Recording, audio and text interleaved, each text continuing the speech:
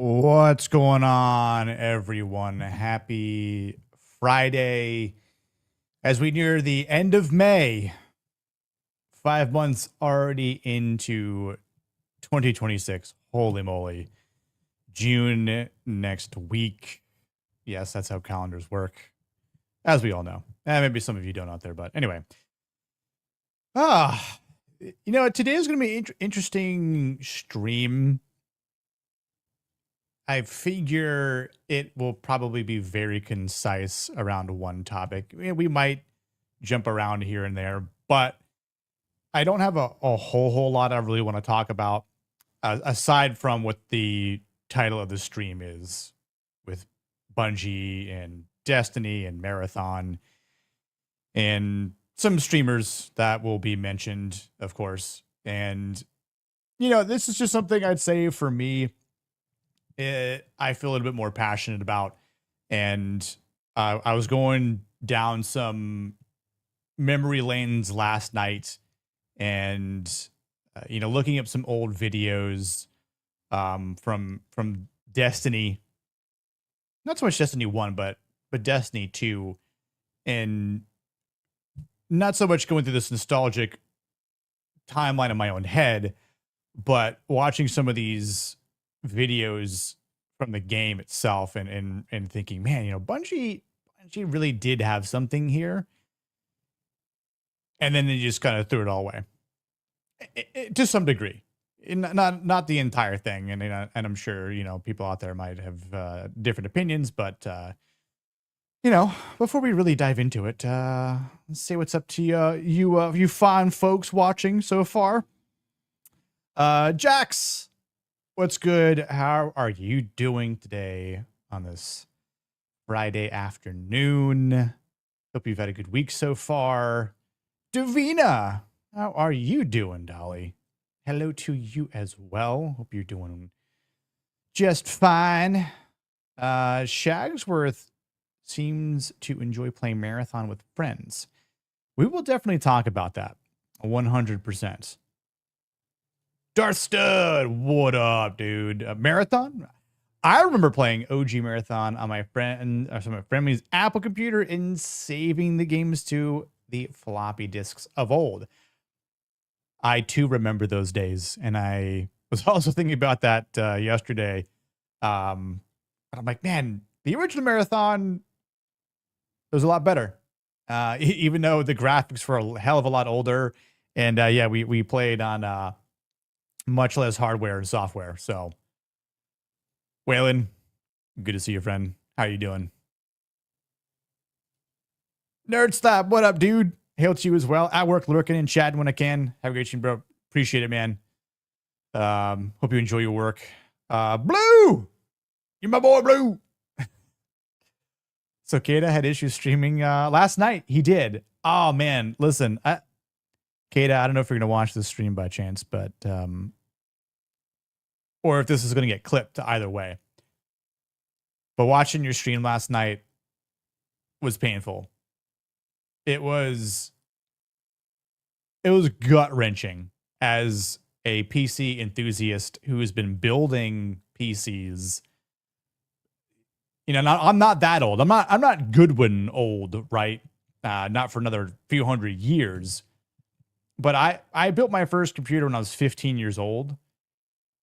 I'm a little bit older than that now.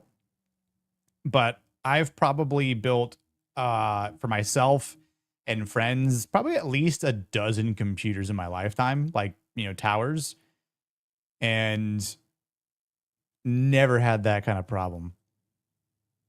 It was tough. I wanted to like reach through the screen. I mean, I'd obviously had to reach down to you, of course, but I just wanted to help you out, man. You were struggling. It was tough.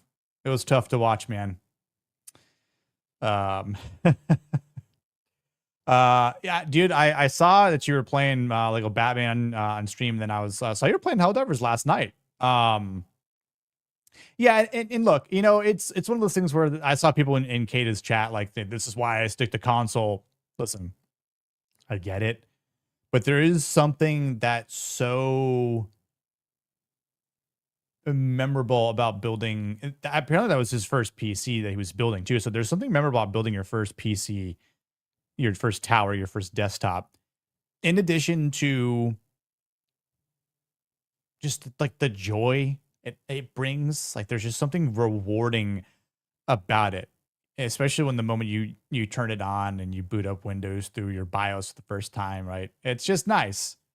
Um, Subaru, what's going on, dude? Happy Friday to you, brother. Hope the restaurant's doing well. I saw you in Kata's chat last night. Yeah, him building his PC was painful for sure. Yeah, like seeing like when Hypno joined and everyone was just, I mean, like, oh my god, it was a fun stream for us as chatting in there, but I know a lot of us, yeah, it was tough to watch, and I know my boy was getting frustrated. I feel for you, Kata. Drac, what's going on, dude? Happy Friday, man. Yeah, we didn't get a chance to play Helldivers last night. While Kata was struggling, I was watching him for a bit. And I was working on some coding actually last night. So Kata was struggling. I was not struggling while I was coding some Node files because I'm building something that I think a lot of people who stream, especially on OBS, might be able to use. I'm building a multi-chat platform that will act similar to StreamYard.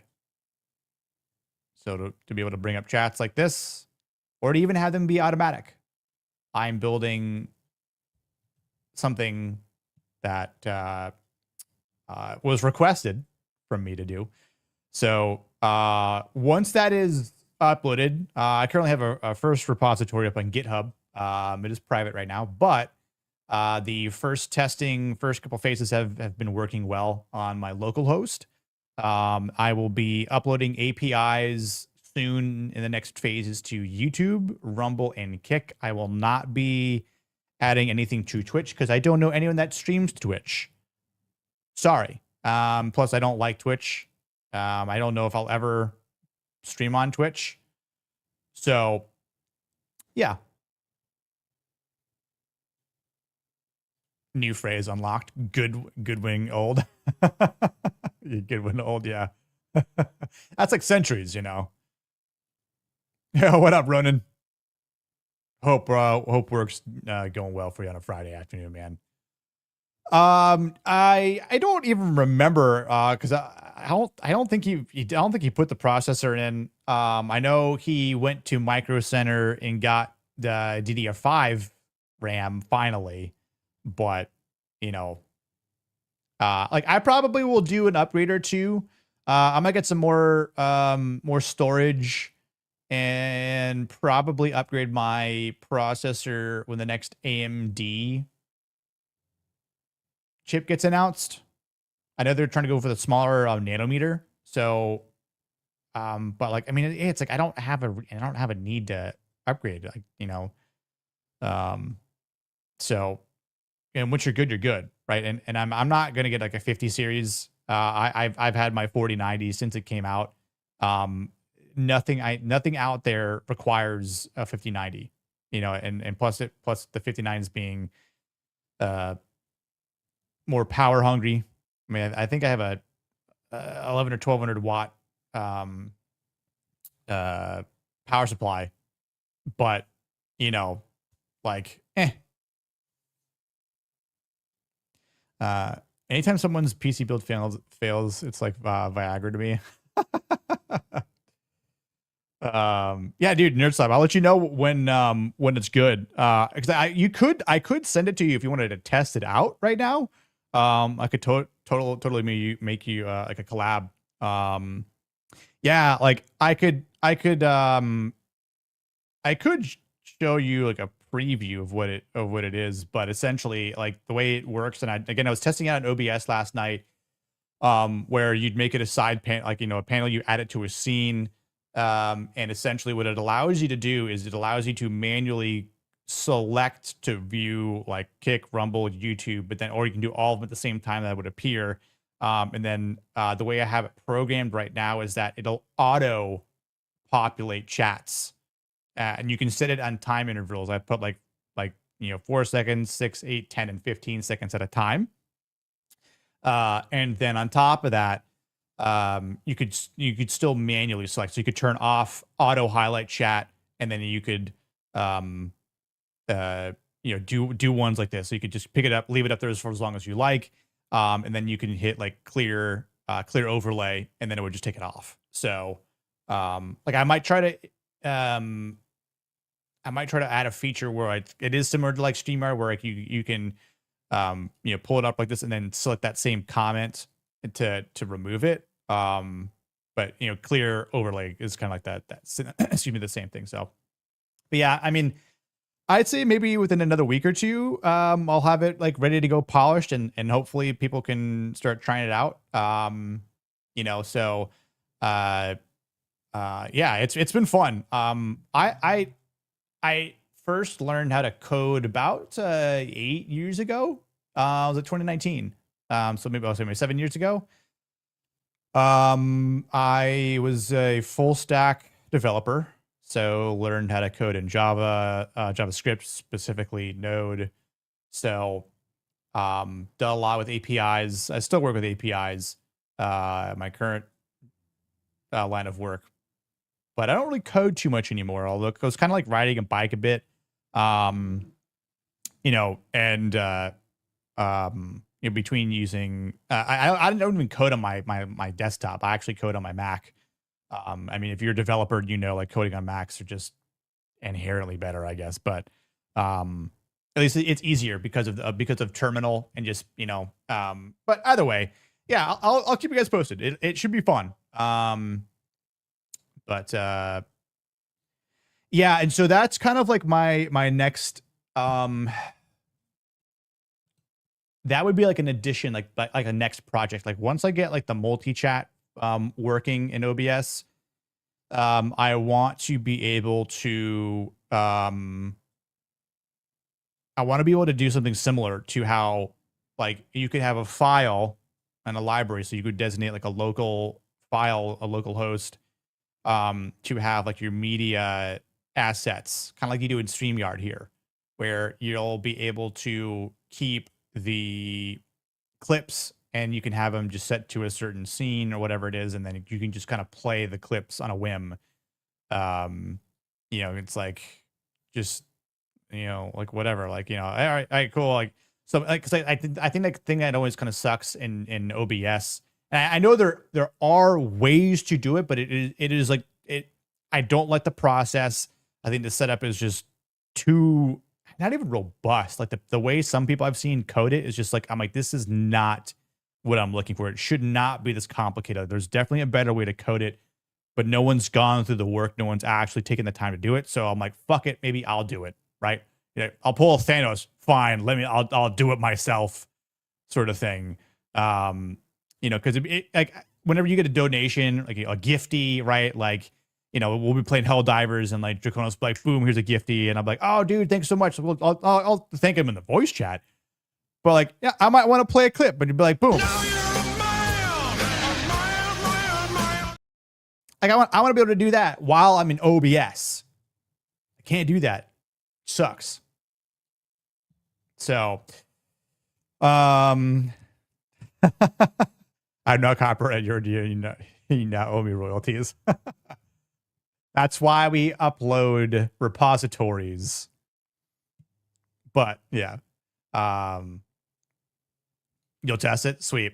Will it show what platform? Yes. So right now it specifies like Kick, Rumble, and YouTube. I was just saying last night I need something like this for OBS. Dude, nope. Absolutely. Like I'm sure a lot of people will use this. So I'm really excited to get this out there, honestly. Like I know that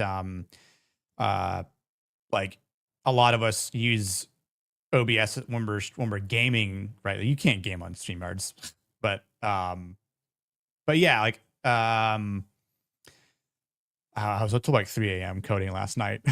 Because I was on Roman of the Empire's stream, and I think around like I was whenever Kata went live, I was just setting up and getting into it, and then It was so frustrating. I was like, I need to code and like get my mind off of Kato's frustration in his laptop or his PC build. So, and then I was kind of woosawed down from the frustration. But yep, Node is in Node.js. Yep.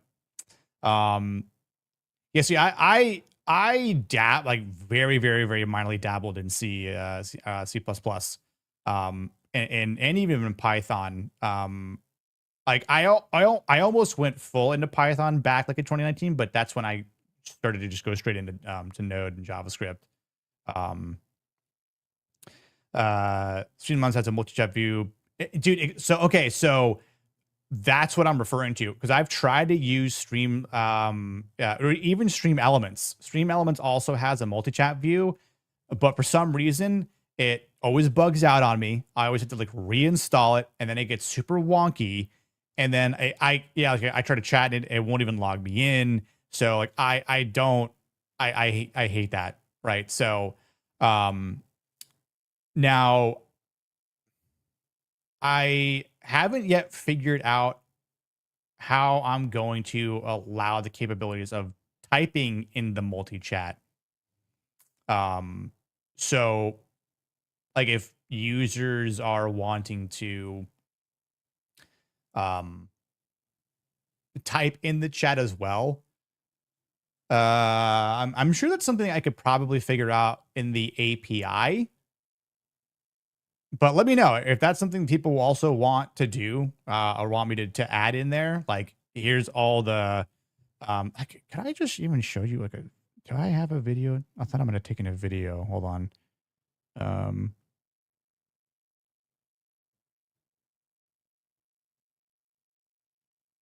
This was one of the first like iterations essentially, but, see if I could just zoom in a bit. I don't know if it's going to like reflect anything bad on, but, it might be kind of like wonky. All right. The light reflections are not working. Sorry, guys. You know what? I'll try to upload something like maybe on X, like as an idea, or maybe, you know what? Discord's safer. But I could probably figure out how to do it on like in typing it into that same chat. If that's something you want me to do, let me know. Make sure I browse with the Copilot AI. Jesus Christ. I don't want to break my own code, Jax. God, exactly. I'm like, it would just get deleted somehow. I spent all these hours developing this code, and then Copilot would just destroy it. Gosh. Debating, I'm going to see Backrooms today. Heard mixed things. I think Jamie John's saying it's a little too long, which sounds fair. My biggest issue with Iron Long is it was way too long. How long is Backrooms? I saw our boy box office brawler Little Jackson, the Jackson 1. It's say that Obsession is better than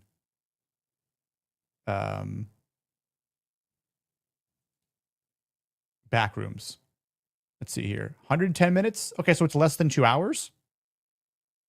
I mean, I've been hearing good things about it, but I obviously I think people are going to be comparing it to people are going to be comparing it to, what's it called? Obsession. Which I'm hopefully going to see Obsession this weekend. I might go see both. Backrooms is a 7.2 out of 10 on IMDb right now. And Obsession is 8.2 on IMDb. I have like 3 different horror movies I need to see like in a row. I need to see Hokum, Obsession, and Backrooms. I might just watch all 3, and like my mind might be absolutely so warped that I don't know what's going to happen. it would be good if the streamer could message through it and send one message to all platforms. Right. So kind of similar to StreamYards, right? Like I can switch between all YouTube and Kick. I'm pretty sure that's possible, Nerd Slap. I think I'll have to double check, but I think it's probably something that I'll have to do through the API.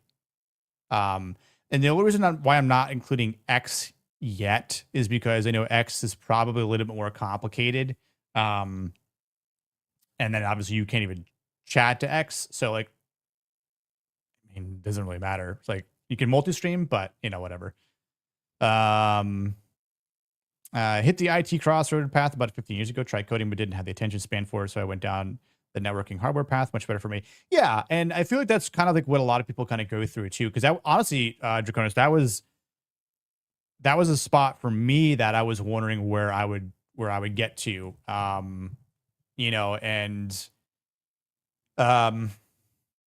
having, a friend of mine who was, you know, got picked up as a developer up in Chicago, who I worked with and actually was a roommate with, for a little while, like, you know, over a decade ago, and actually longer than that now, damn.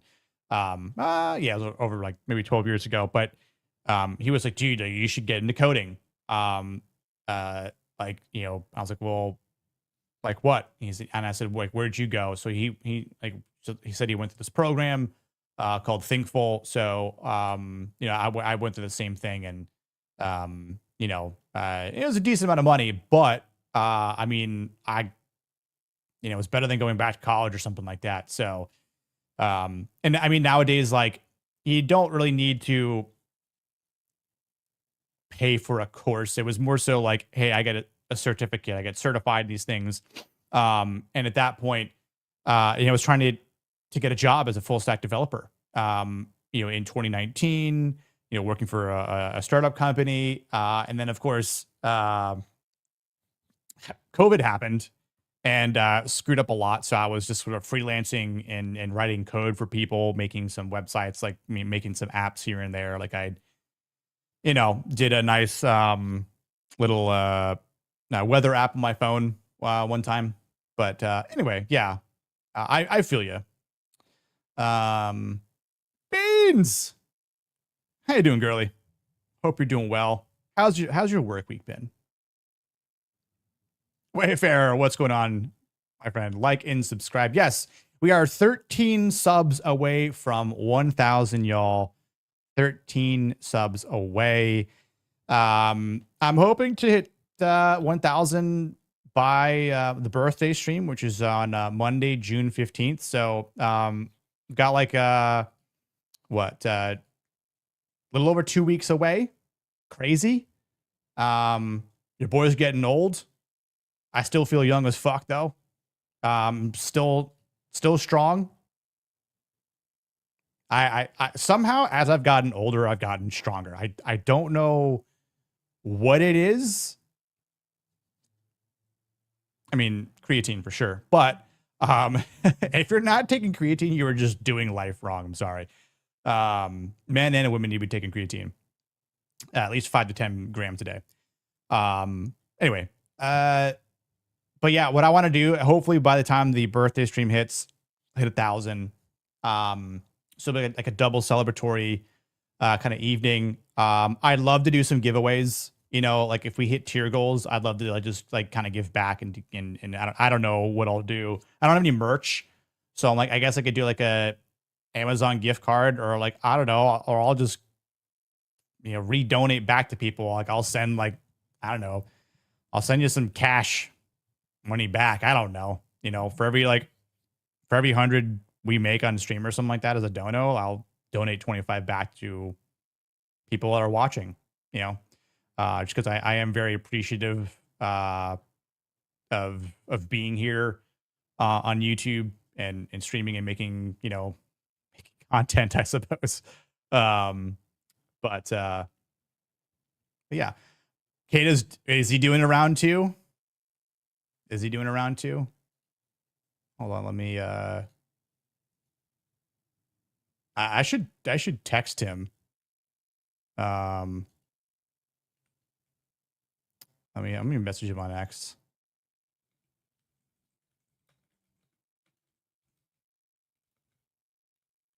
Let's see.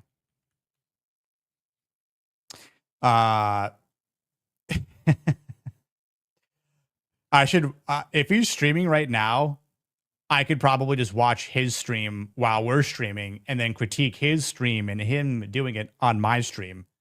Streamception, something like that. Yeah, exactly. That was one of the things, like, being a developer, you do tend to make more money than network engineers, but yeah. I've been chilling, low-key day at work. Love that. Absolutely, you should sneak out early, Beans. What's on the menu for food tonight, Beans? Let me know. Stream Simotor, I get the stronger mentally, physically, just all over. Yeah, it's, you know. Hey, we all just want to be like good when we grow up, essentially, right? Taller, stronger, wiser. Feeling old myself too during 30 last Saturday. Now I'm in my unk phase. Yeah, I guess I'm in my unk phase. Yeah,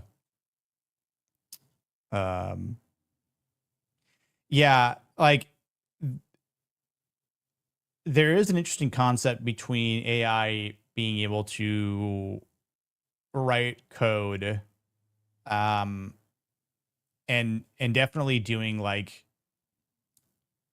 which I really haven't dabbled with because it was definitely after my time, but creating AI agents, right?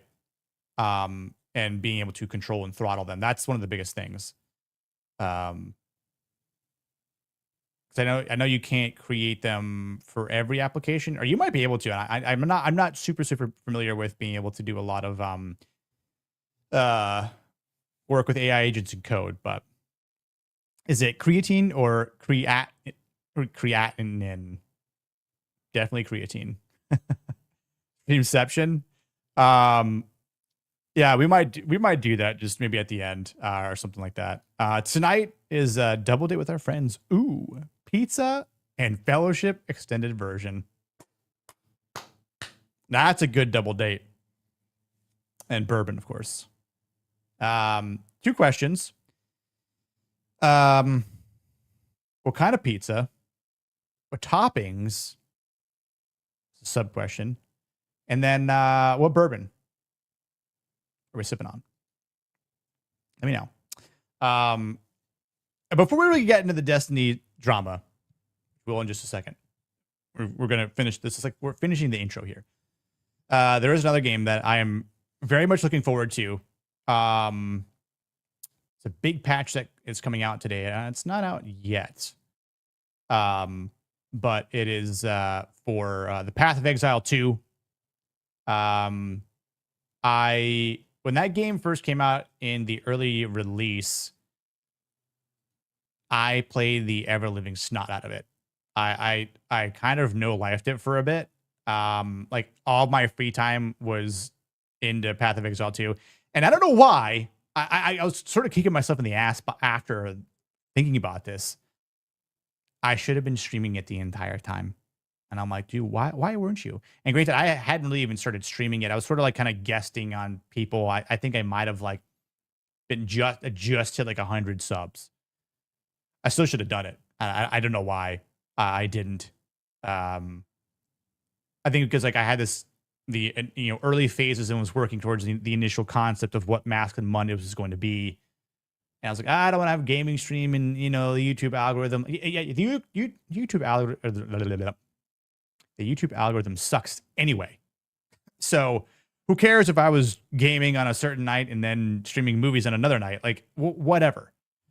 So in hindsight, I wish I was streaming the entire time because I dumped like 337 hours into this game in the span of a month.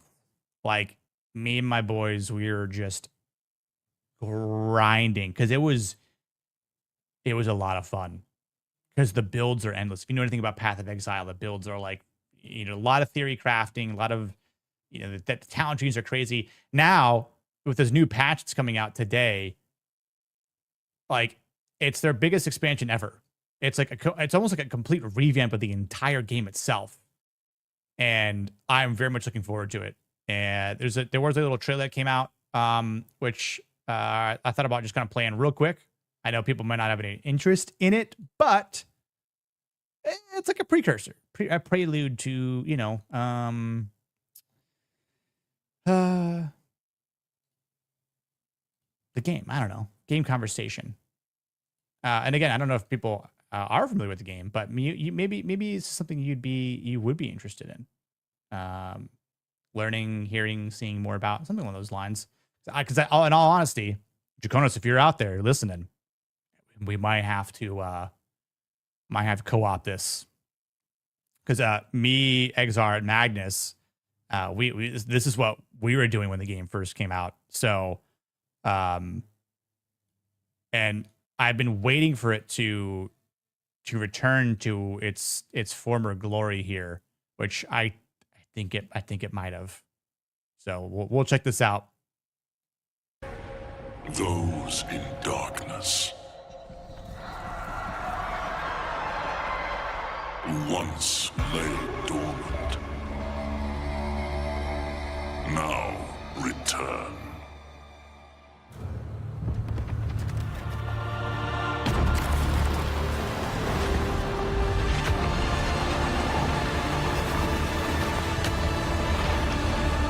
We who came before rise again.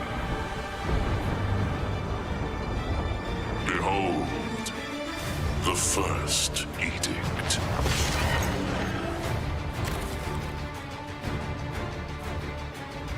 So just some context. One of the biggest things when the game first came out was like, what's the end game? There are these things called waystones, which you would just kind of seemingly endlessly go to, but it was a rough concept and it definitely felt incomplete. So I love the fact that we are getting like an actual end game in the game now, because the level cap was 100, and when you get to like level 90, things start to slow down drastically. And then just on normal mode, and when you die, you don't lose your character because it's not hardcore, even though they do have a hardcore mode, which is definitely more hardcore than hardcore Diablo, in my opinion. Because this game is more difficult than Diablo. Diablo is like the more arcadey version of the ARPG world, in my opinion. But when you die in this game, in Path of Exile, right, you lose experience. So you set back and have to regrind that again. I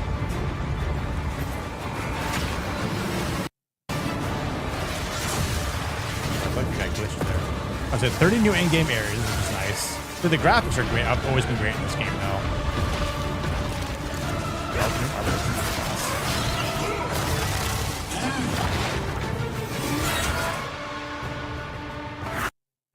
What did that say? New endgame quest. Right of the Nameless. Okay, that's new.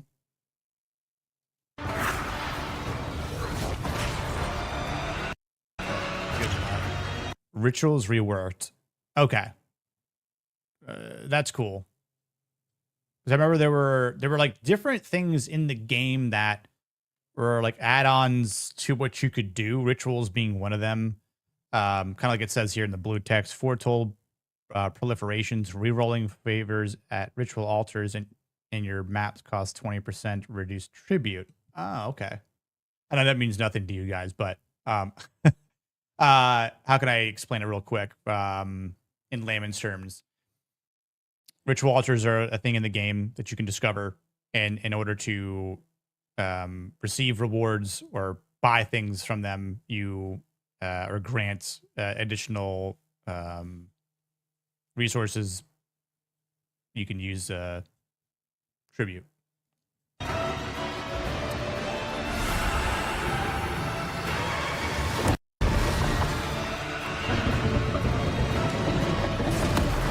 Virtual Pinnacle boss. Okay. The bosses in this game have always been great. New endgame quest, Waking the Dreamer. Okay, so this is the second new endgame quest.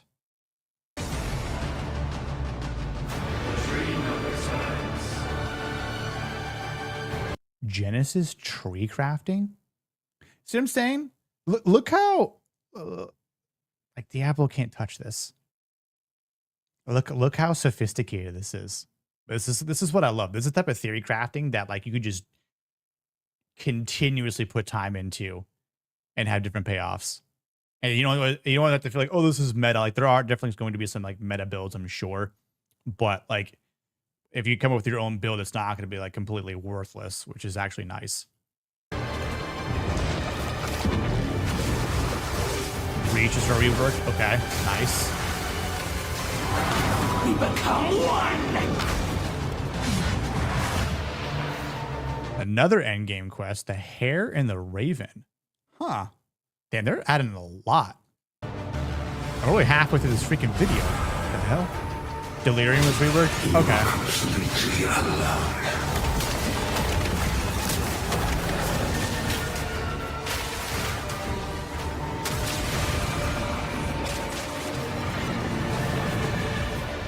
And new Delirium boss. New league. Runes of Alder. Huh. It's black there. Wait, what did that say? Remnant encounters? Ooh. Okay. 25 Kalgurin skills. I don't know if I know what those are. That might have been after I stopped playing a little bit. Ironically. Fat pig with a huge duh. On kick. Yes. I agree. Yes. Goodwin's strength is relative to what century he's in. 2026 supplements aren't the same as 1826. That is very true, Blue. Good pointing out that. Yes. Pizza, to be honest, to be determined. Depends on what gets the most votes. I'm pushing for breakfast pizza. Like bacon, bourbon, Woodford, neat, true. I'm down, hell yeah. Scooby! What's up, girlie? How you doing? Good to see you. Yeah, I mean, you're being sick, so I hope you're feeling better. All right.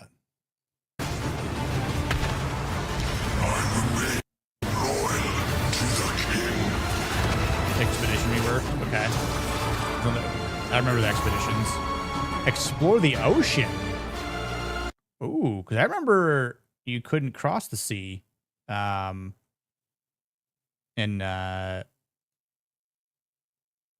Waystones.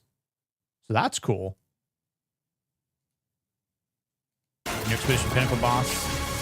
And a lot of new bosses. Another endgame quest. Masters of the Atlas. Damn. Hunt like it's your last. Continue the search. See what you can find. Atlas classes? Oh. All temples is 4. Ooh. Atlas Abysses. I think I vaguely remember that. 15 new bosses and pinnacles. Damn. Now see how the story ends. New Atlas tree, passive tree. That's good. New crafting systems. Thank God. Spirit Walker Ascendancy. Okay.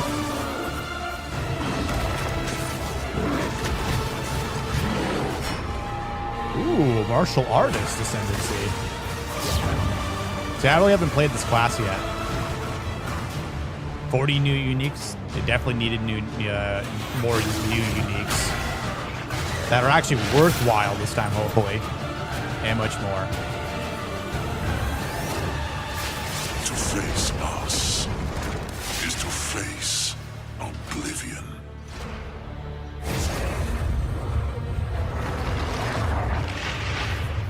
Hell yeah. All right. Well, I'm waiting for that patch update today for that. Absolutely.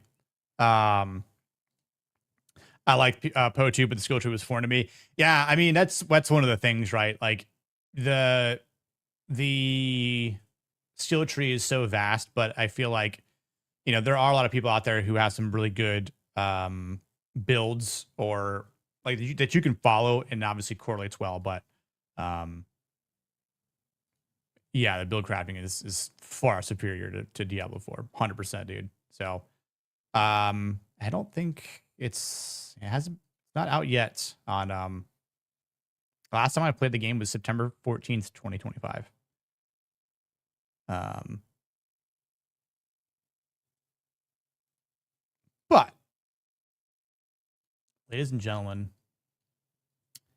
it is now time to get to the meat and potatoes of today's stream. The Destiny 2 news. The Bungie news. The marathon stuff. Which is very interesting. Very, very interesting. Let's go between Po2 is like a map of stars in the Milky Way galaxy. Way too much going on for the most gamers.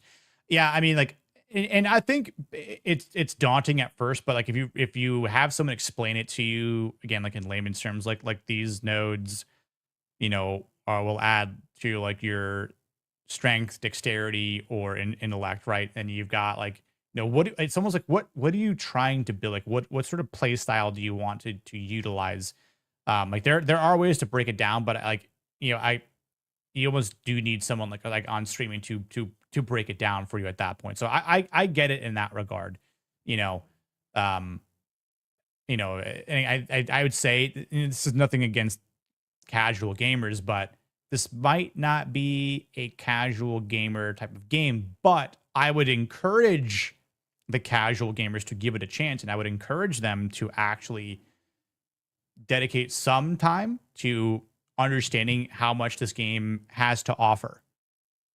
You know, because like once you start cooking, like when you play through like the first act, you know, you'll be like level 17, 18 by that point. Yeah, which is, you know, you'll get a decent amount of skill points, and you'll have like a decent idea of what the build will consist of. You know, you get through acts 2 and 3, which are considerably longer. The last time I played, I think Act 4 was out. I hope they've added, I haven't checked to see if they've added a 5th and 6th act. I know that was the plan, so hopefully they've added that. But I don't know if GGG has added that yet. Because the story, honestly, was really enjoying the actual story in Po 2. Like I said, like I think it'd be something that's worthwhile to play and stream. That I do think is actually a really unique story that people could probably connect with, even if they don't play the game. Later, Darstud. I might clip a video of this, or clip part of the stream on the Destiny talk and put it as a video. So stay tuned. I miss Destiny 2. I had a lot of fun with it. Controls were excellent. Great cutscenes. Always love the defense bubble for the Titan. Yep, 100%, dude. So, yeah, you know, I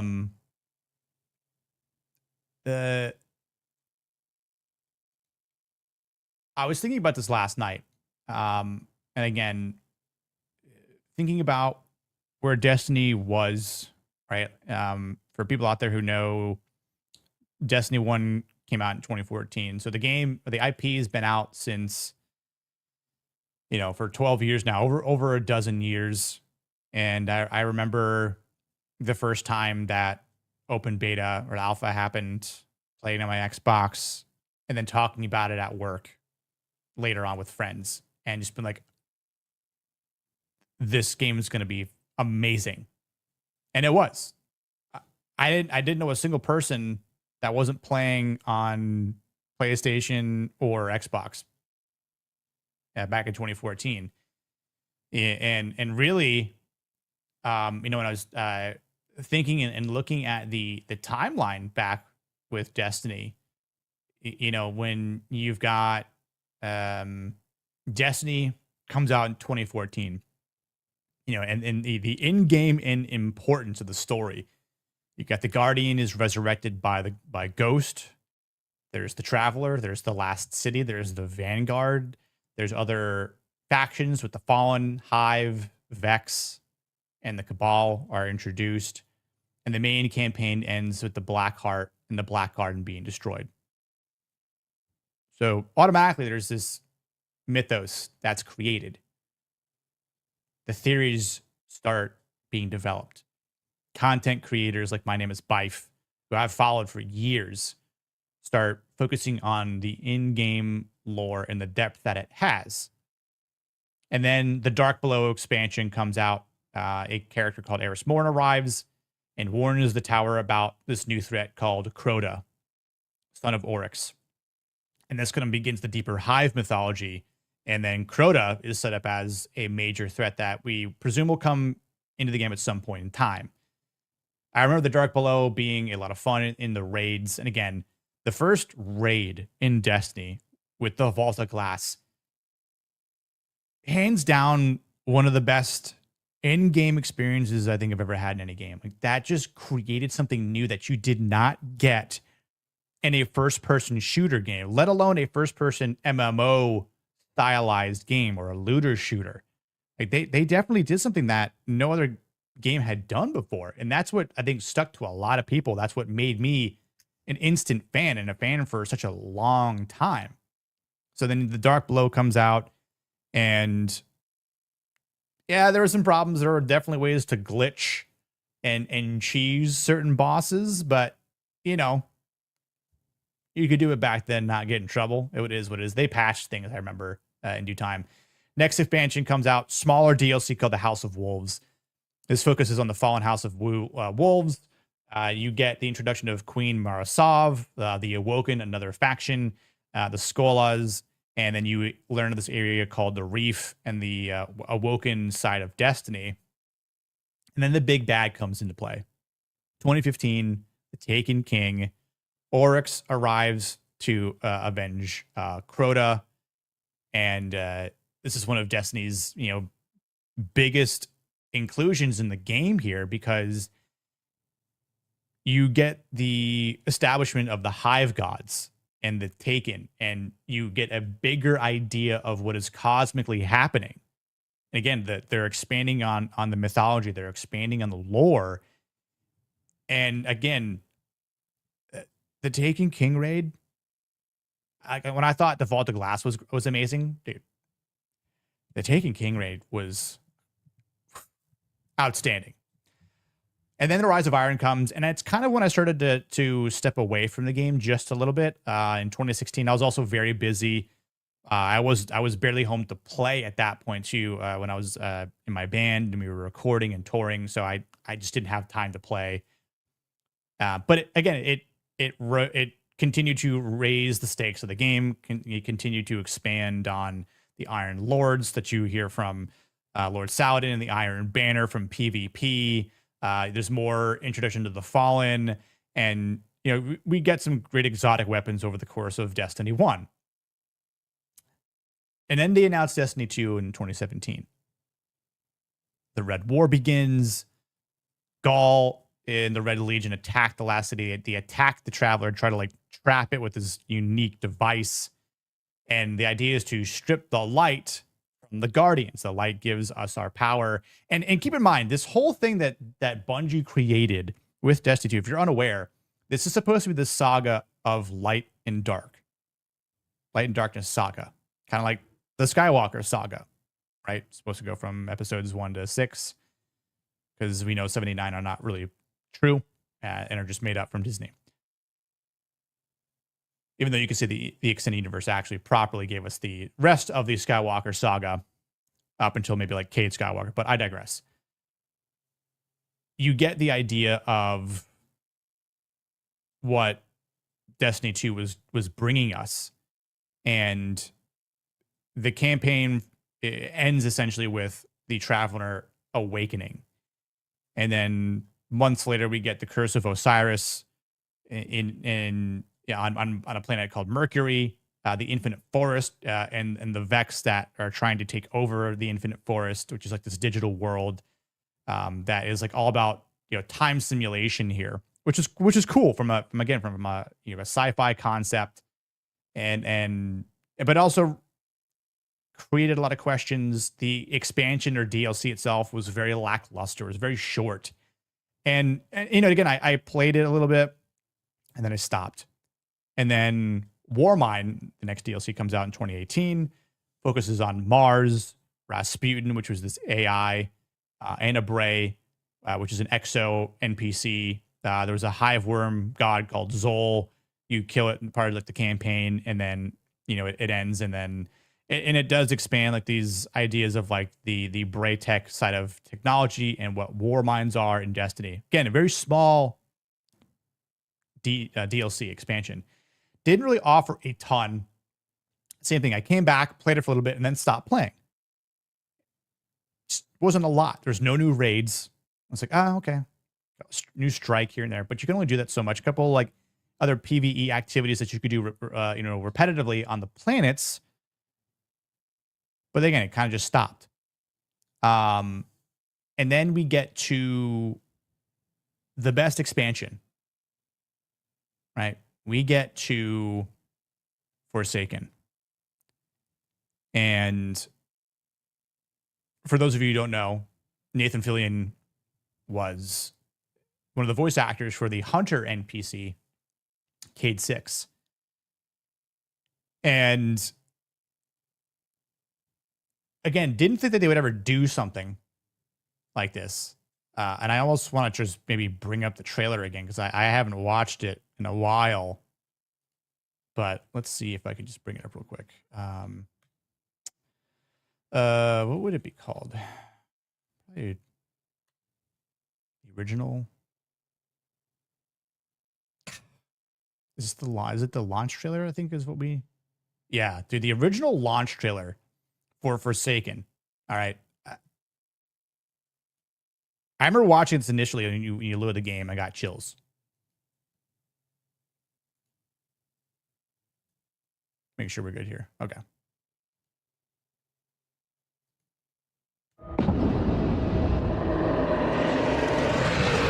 So that's Cade 6, the Hunter NPC.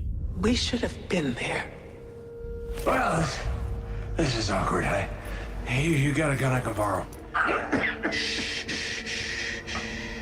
It's This Aldrin is not your Sov. fault. Zavala. Any last words? How's your sister?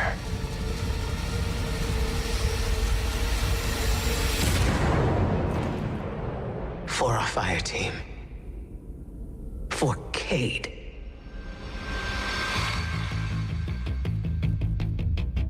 This is on the head of Aldrin Sov. My friends, my barons, go unleash chaos.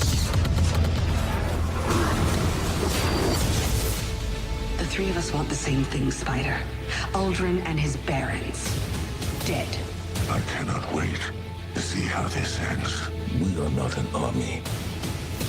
We are not conquerors. We need to keep our eyes on our home, our people. This is Cade we're talking about. For us to do nothing is Say it. cowardice. I refuse to bury any more friends. You won't have to. Aldrin Sov is mine. Back when our characters actually talk and had lines. So, this is to be a reckoning.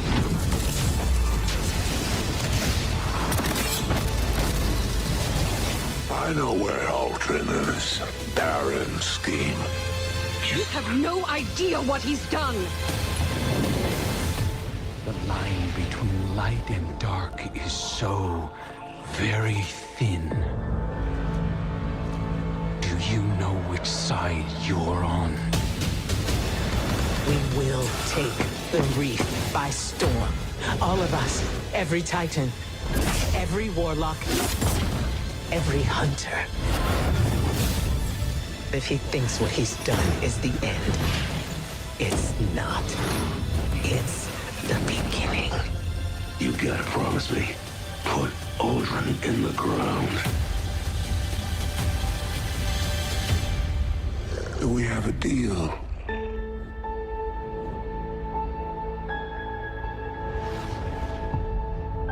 Destiny 2 Forsaken, available September 4th. Man, that was some great gameplay. That was a great expansion. What do you mean it pissed off a lot of people? Oh, because of killing Cade 6? Right. But see, and being a hunter main myself, I understand the frustration, but it takes balls to do something like that, to take a character that is beloved and killing them off, removing them. You know, it's not a safe thing to do. There's risk involved because again, you could lose players. Like, why they kill my favorite, player in the game? I'm not playing this game anymore. And it's like, right, but you don't know where the story is going to go. Like, what's the payoff? What's the rest of the story and the plot going to be behind this? Right? Like, we know that there's something deeper going on in this universe. So it's like like watching a show when when they kill off a character and it's like, why'd they do that? And now I don't want to watch the show anymore. And it's like, well, you got to keep watching just to see what happens. At this point in time, right, in 2019, like the game only had been out for 2 years. And when they're like, yeah, this is a 10-year saga, well, we've got plenty of years to go, until they shit the bed later. But yeah, mine was also an Awoken Hunter, too, Scooby.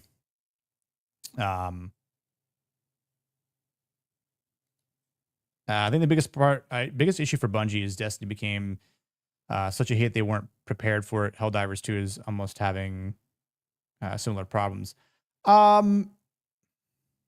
mean, Bungie had a lot of other issues. Not so. I'm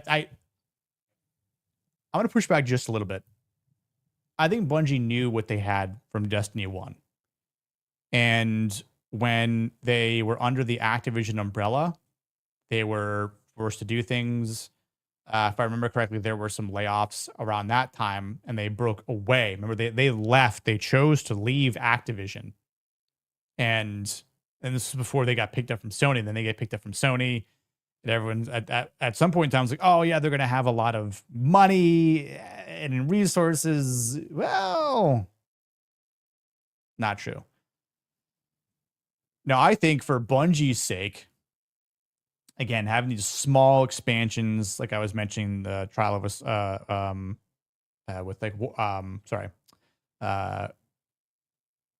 with Curse of Osiris and Warmind, smaller after the initial launch of Destiny 2, before Forsaken.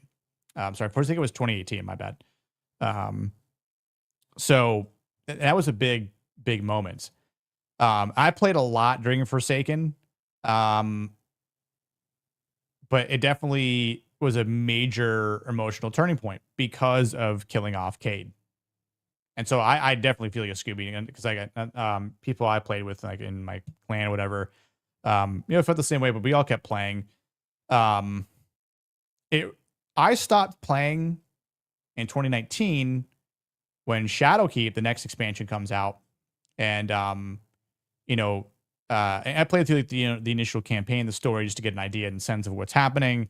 So like you go back to the moon and discover that there's a pyramid ship beneath the surface, and this essentially creates like the modern darkness and like what the Witness storyline will start to be over time, right? Like you don't know who the Witness is in Forsaken, but you get ideas. There are hints and everything like that from Shadowkeep. But there just wasn't enough in the game itself in Shadowkeep's era to keep me engaged. Like I just didn't really care so much. So like, I was like, I'll wait. We'll see what happens. And yes, I agreed. Deej leaving was another big thing that I remember people going, this is the end of Bungie and Destiny. Which it didn't help. Because I think after Shadowkeep, like I stopped playing. I played through the initial story for Shadowkeep. Saw where the story was going. Stopped playing after that. Beyond Light comes out.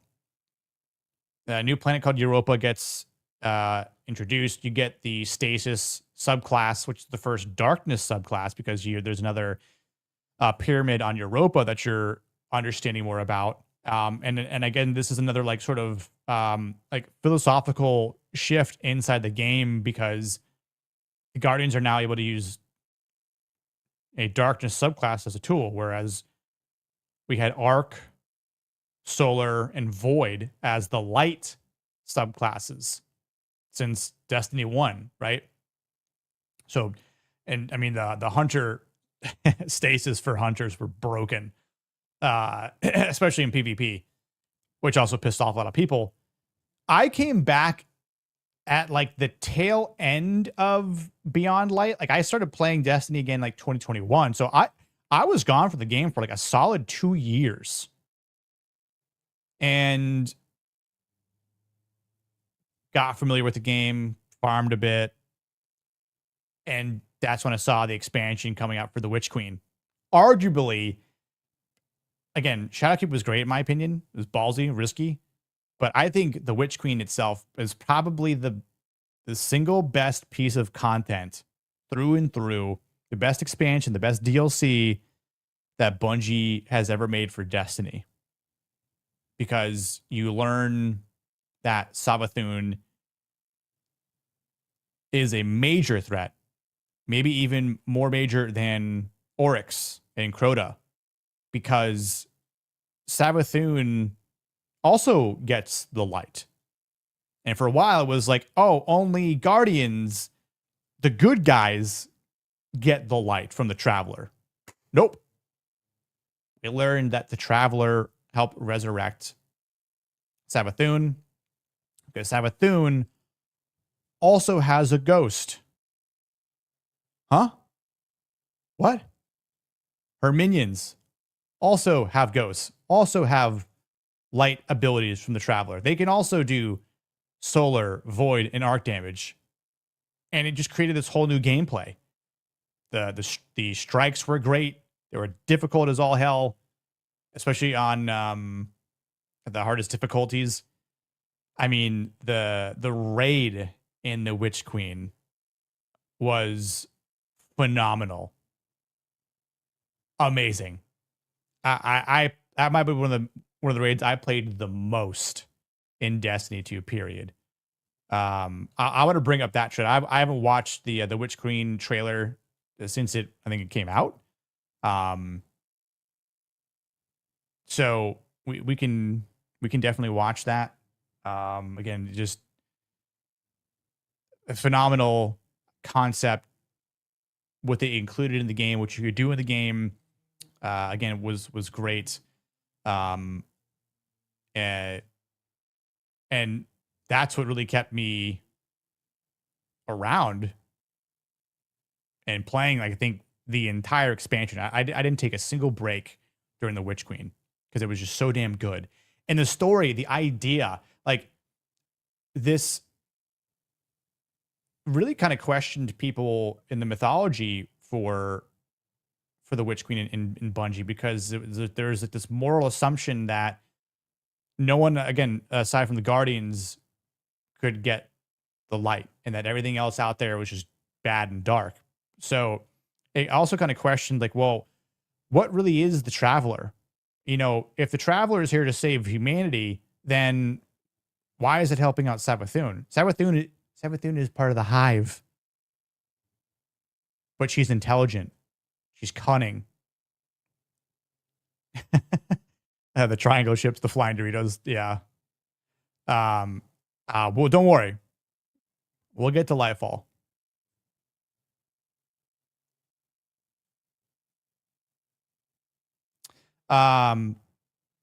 Yeah, the green class, or I forgot what it's called, the woven stuff. Yeah. And I think they kind of just pushed it back, which I was okay with, because we got revamps to Void, Solar, and Arc every couple months, right? For the seasons in the Witch Queen, we got revamps to the original light classes, and that did fit story-wise, and it also kind of questioned things. So I was okay with that, because obviously Lightfall had its own problems, and if it didn't even have that extra dark class, dark subclass, then I think it would have bombed even more than it did. So again, I'm okay with that. But let's watch this Witch Queen trailer real quick.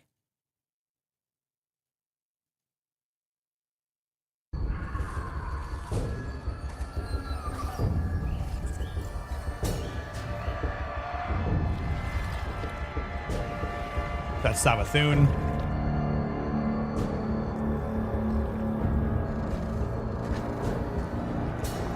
Truth is a funny thing. Does it live in the world or in the mind?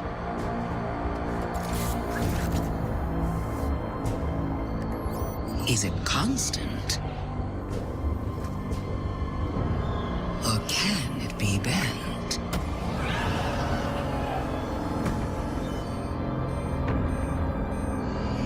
Who decides what is true? In this universe of light and dark, there is no greater power. Tell me, little lights, what is your truth now?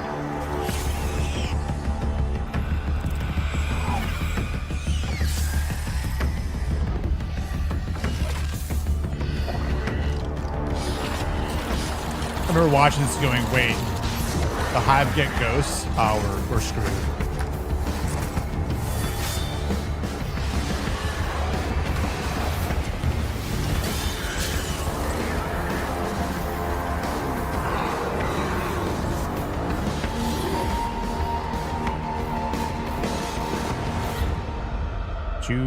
Two 22.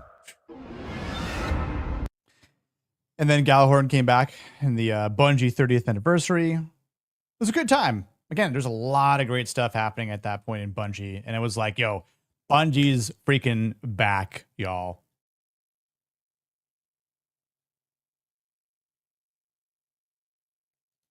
Discount Kate Blanchett for the voiceover. I think the lady who did the Witch Queen or Savathun's voiceovers was well known, actually, or decently well known.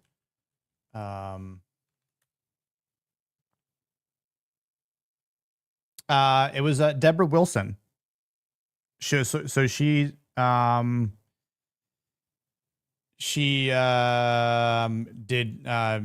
Junda in the Star Wars Jedi video games like Fallen Order and Survivor. The black chick. She's done a lot of stuff. And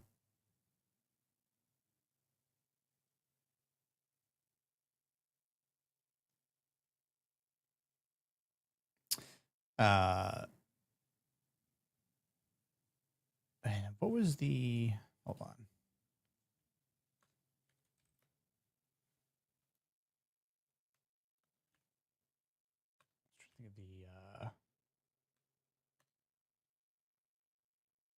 The name of the dude. Okay, so the raid that came out in the Witch Queen, Vow of the Disciple, dude. That was such a fun raid. And then that again, the boss's name was Rolk, and that started to create the story and the lore behind his sunken pyramid. Which again, like Savathun, she shows up with her whole throne world, which was huge, on Mars. And there's a pyramid, which the pyramids are pretty big, that's sunken in her throne world that you enter for the raid. Again, which is, some people say, how does this all fit together with actual size and space? Well, it's whatever. It's sci-fi. It's a video game, whatever. But Vow the Disciple had a lot of great mechanics in the raid. Again, one of the things I loved about Destiny is contest mode. Sorry. Every time a new raid came out, that opening weekend, you had 48 hours to try and beat the raid, and you'd get, chance to get like a certain like jacket or whatever for like $100 or something like that. Like you'd kind of getting your name like immortalized in like the top 100 clans or raid teams that can beat it within a certain time, because they nerfed your power level so you're kind of under geared intentionally at that point. But it creates, again, it's a competition. And then after that's over, then it goes, back to scaled up as normal, and then you can do it like, easier at that point. But I remember staying up for 24 hours when we were doing Val the Disciple with the Witch Queen expansion came out. We grinded, and we're just, oh, that was such a fun time. It was so fun. And I remember, I think it was the same weekend. Yeah,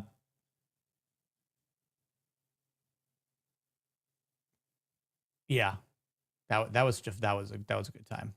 I was thinking about when they reintroduced the Taken King raid, which is going on at the same time as a hurricane coming through Florida that weekend. So I was like, I got nothing to do anyway. So, can't go outside. There's a hurricane coming. Might as well just play the Destiny 2 raid and stay up all night.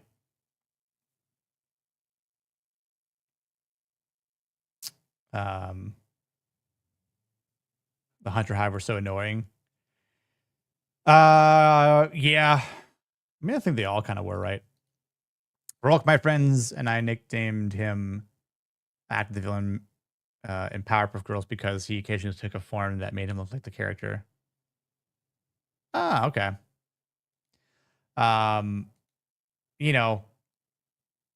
That was a great expansion though. And then Lightfall comes out 2023. There were some questionable things that were happening in the game. Neptune, another species out there who knew about the Witness and Rolk and the darkness and the pyramids, and were essentially non-binary characters. And it was like, oh, here's woke Bungie. Here come the pronouns, all that kind of shit in the game. I mean, the game itself had so many issues. Yeah, I agree. The subclass thread, whatever, was bad. Definitely a lot of plot holes in the story. It was just an awful time, honestly. We played through the raid. I even remember what that raid is called. Oh god, I'll look it up. My fault raid. Brood of Nightmares. That's right. It was okay. And then yeah, fighting Nezarek. Interesting boss, I guess. Kind of a pain in the ass. Decent fight though, decent fight mechanics. But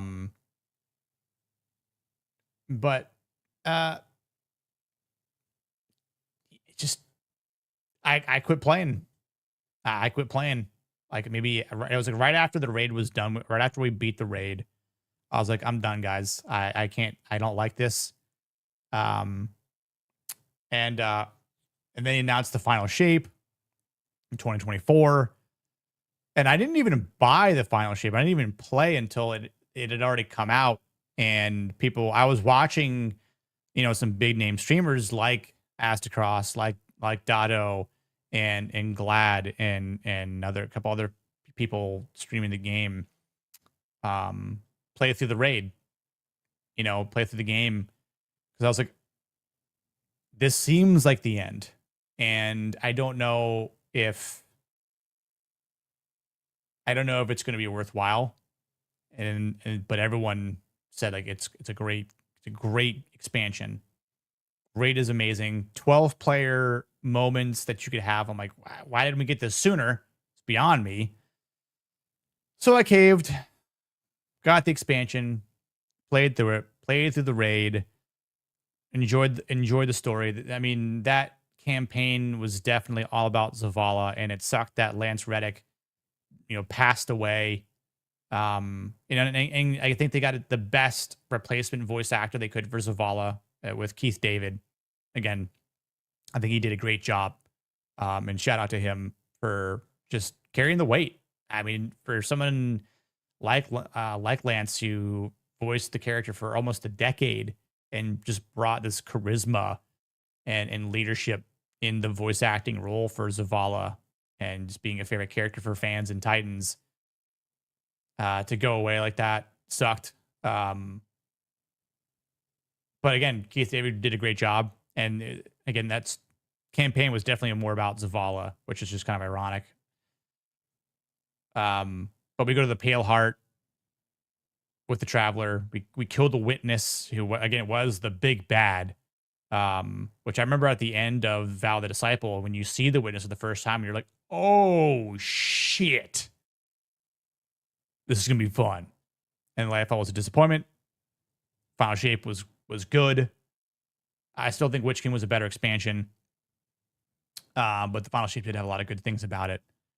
And offered a lot of new routines to play in the game. But I'm like, I think this is the end. I know people and players did come back to play the Final Shape, but not a lot. And then after the Final Shape was over, they're like, oh, we're going to do this thing called the Edge of Fate. It's the next phase after the Final Shape. Part of the Year of Prophecy, as we called it. And it was a paid expansion released in July 15th, 2025. Now I'm looking at my Steam library here. Let's see if I could share it real quick. Hold on 1 second. Bear with me. Share.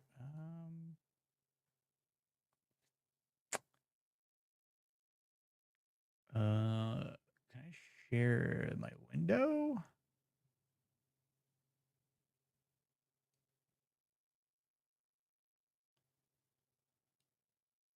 Can I just share?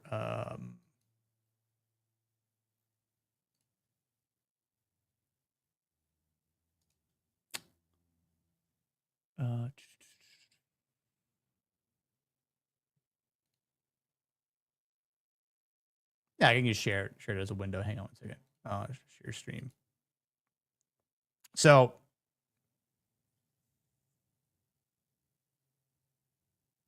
last time I played, July 29th, 2025.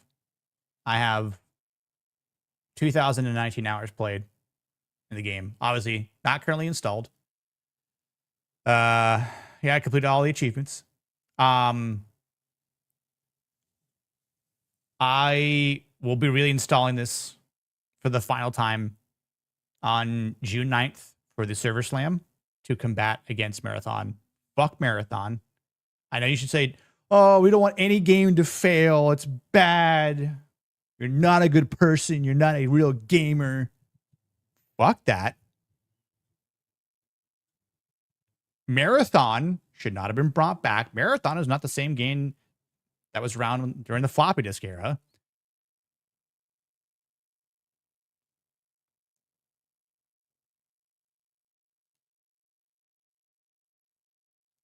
On Steam, there are almost 17,000 players playing the game. So even if you were to triple that for PlayStation and Xbox, you've got a nice solid number. Do we have that playing Marathon? I bet you we don't. I bet you if I look up Steam DB right now, let's go to Steam DB. Let's check out Marathon.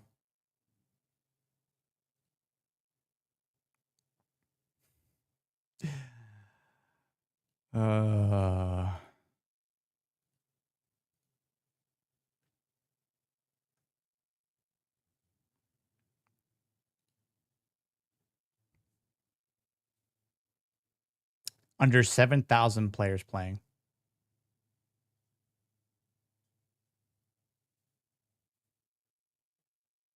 Destiny 2 has 10,000 more players playing the game right now.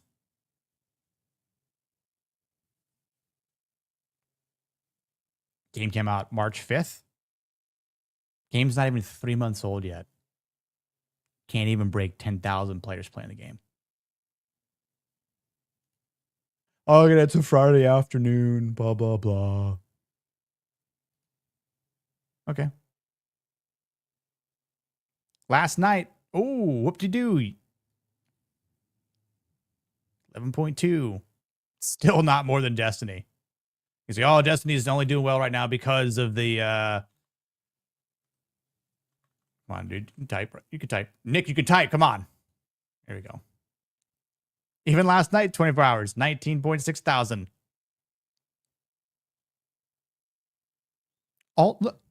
All-time peak.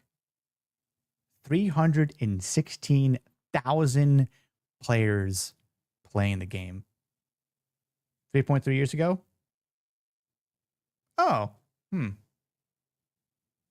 probably right around the time people were still playing the Witch Queen expansion and gearing up for Lightfall. And then it dropped off. Let's go back 3 years. What was the highest peak? June 2024.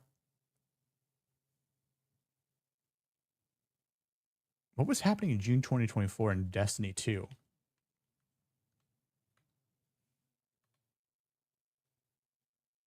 Oh, that was the final shape. Of course you had that many people playing the game. Because people knew it was the end.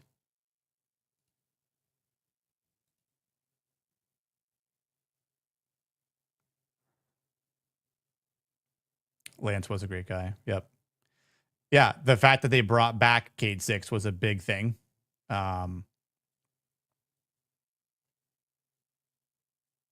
Wish you knew you back then, Nick would have been grinding with you. Hell yeah, dude. Wokeness has ruined so much in entertainment, movies, and games. Yeah, wokeness is a disease. It destroys whatever it touches, and it's like an infection, right?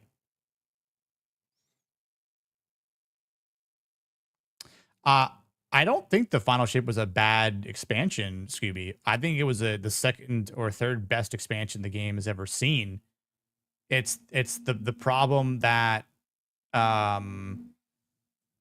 it was the end.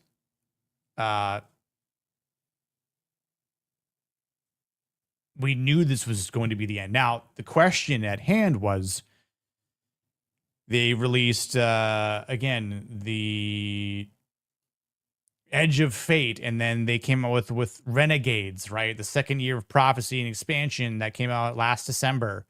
And then they're like, cool, look, we're going to include some Star Wars type stuff. You can get a lightsaber in the game. That wasn't enough to bring me back because Star Wars is dead. And then the new major update came out in March. And then there's like there's something called the Monument of Triumph that's coming out June 9th, right? It's the final major update, the server slam. It's supposed to be huge. They're doing all this stuff. The developers of Bungie just put out a huge article today. I might skim through it a little bit just to give you an idea. But you give us a ginormous article for Destiny 2, even though you've also announced the fucking game is being shut down because you decided to go with some woke-ass fucking dumb extraction shooter thinking that you're going to copy off of Arc Raiders and be that successful that you're going to pay content creators to shield the fuck out of your shitty ass game.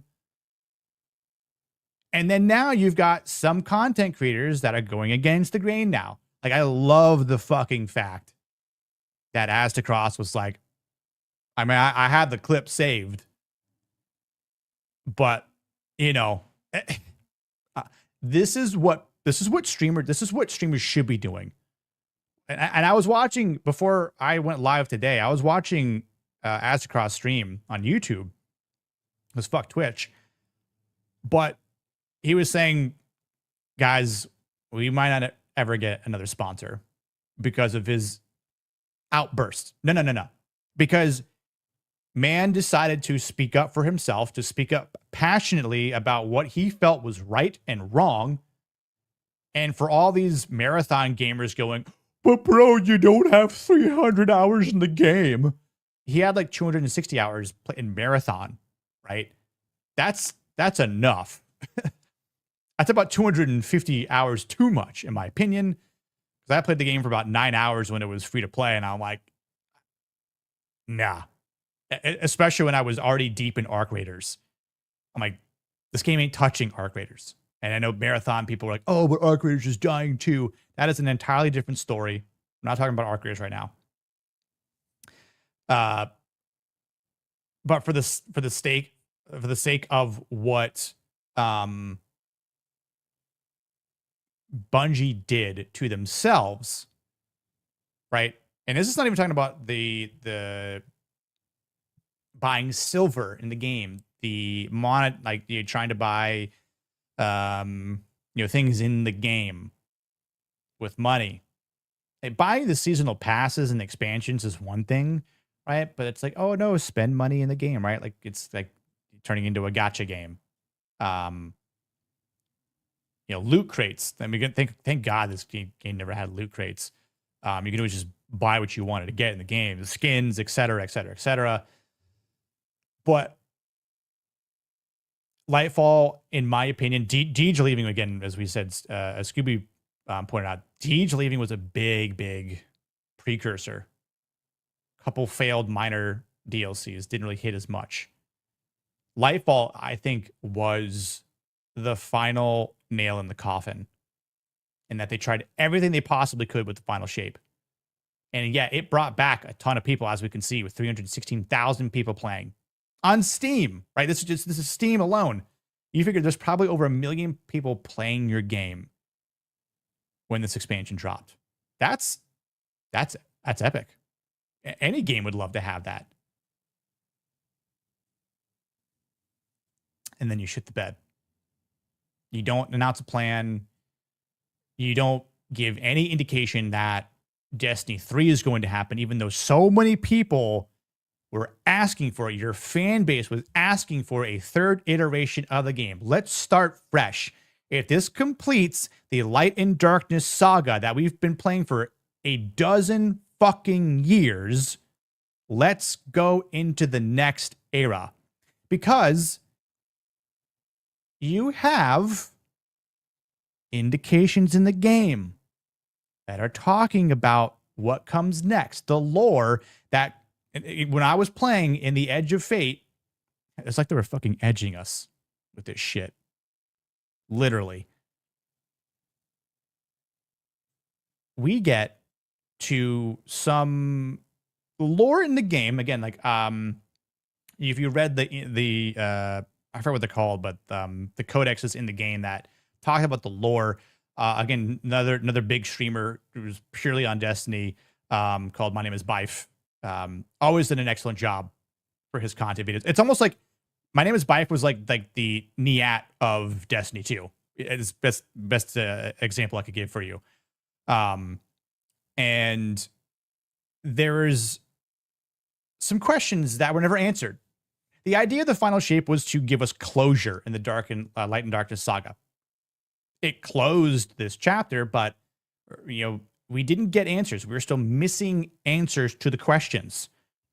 What is the Traveler? Well, the Traveler could be some sort of semi-omnipotent being, obviously powerful demigod, perhaps.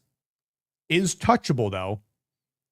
Is susceptible to damage and being conquered and infected, right? In the final shape, the Witness is trying to go inside of the Traveler and corrupt it, darken the light. We still don't know where the Traveler came from. We don't know when the Traveler was created, if the Traveler was created or just kind of just spontaneously existed, where it was first discovered. Was it just always part of the universe itself? And, what is the actual relationship between the Traveler and the Veil in the game? And then in the Edge of Fate, as I was mentioning, you're reading through the lore, and then you hear 2 new words that a lot of fans were like, oh shit. This is the prelude to Destiny 3. We hear terms like the gardener and the winnower. So if you don't know what the winnower meaning is, the definition of a winnower is a person or a machine that separates grain from chaff using wind or forced air current. What the hell does that mean for Destiny? Well, if you compare that with the gardener, kind of makes a little bit more sense. The winnower is essentially another idea, like the guardian, or sorry, like the gardener of an ancient god, almost like a godlike cosmic entity that is the creator of darkness itself. So you've got the gardener, created light. You've got the winnower that created darkness. And so the idea is that the winnower actually created the witness. And the witness was just a disciple of darkness. The one being puppeted by the winnower. It's like, you are my lieutenant. It's kind of like, I would say, the winnower is like Melkor, Morgoth in Tolkien lore. And then you've got Sauron, who is the witness. So like, my idea was that the witness is always like the lieutenant of the real Dark Lord of darkness, right? And the fact that we defeated the witness, it's like, oh, cool. Now we get to the real big bad. And then we could get more powerful in Destiny 3. And that I think we were supposed to get another darkness subclass too. Because we never really got into the poison side of things.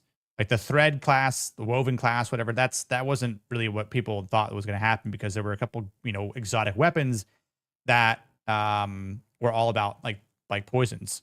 What's up, Vexy? How you doing? Listening and lifting. True.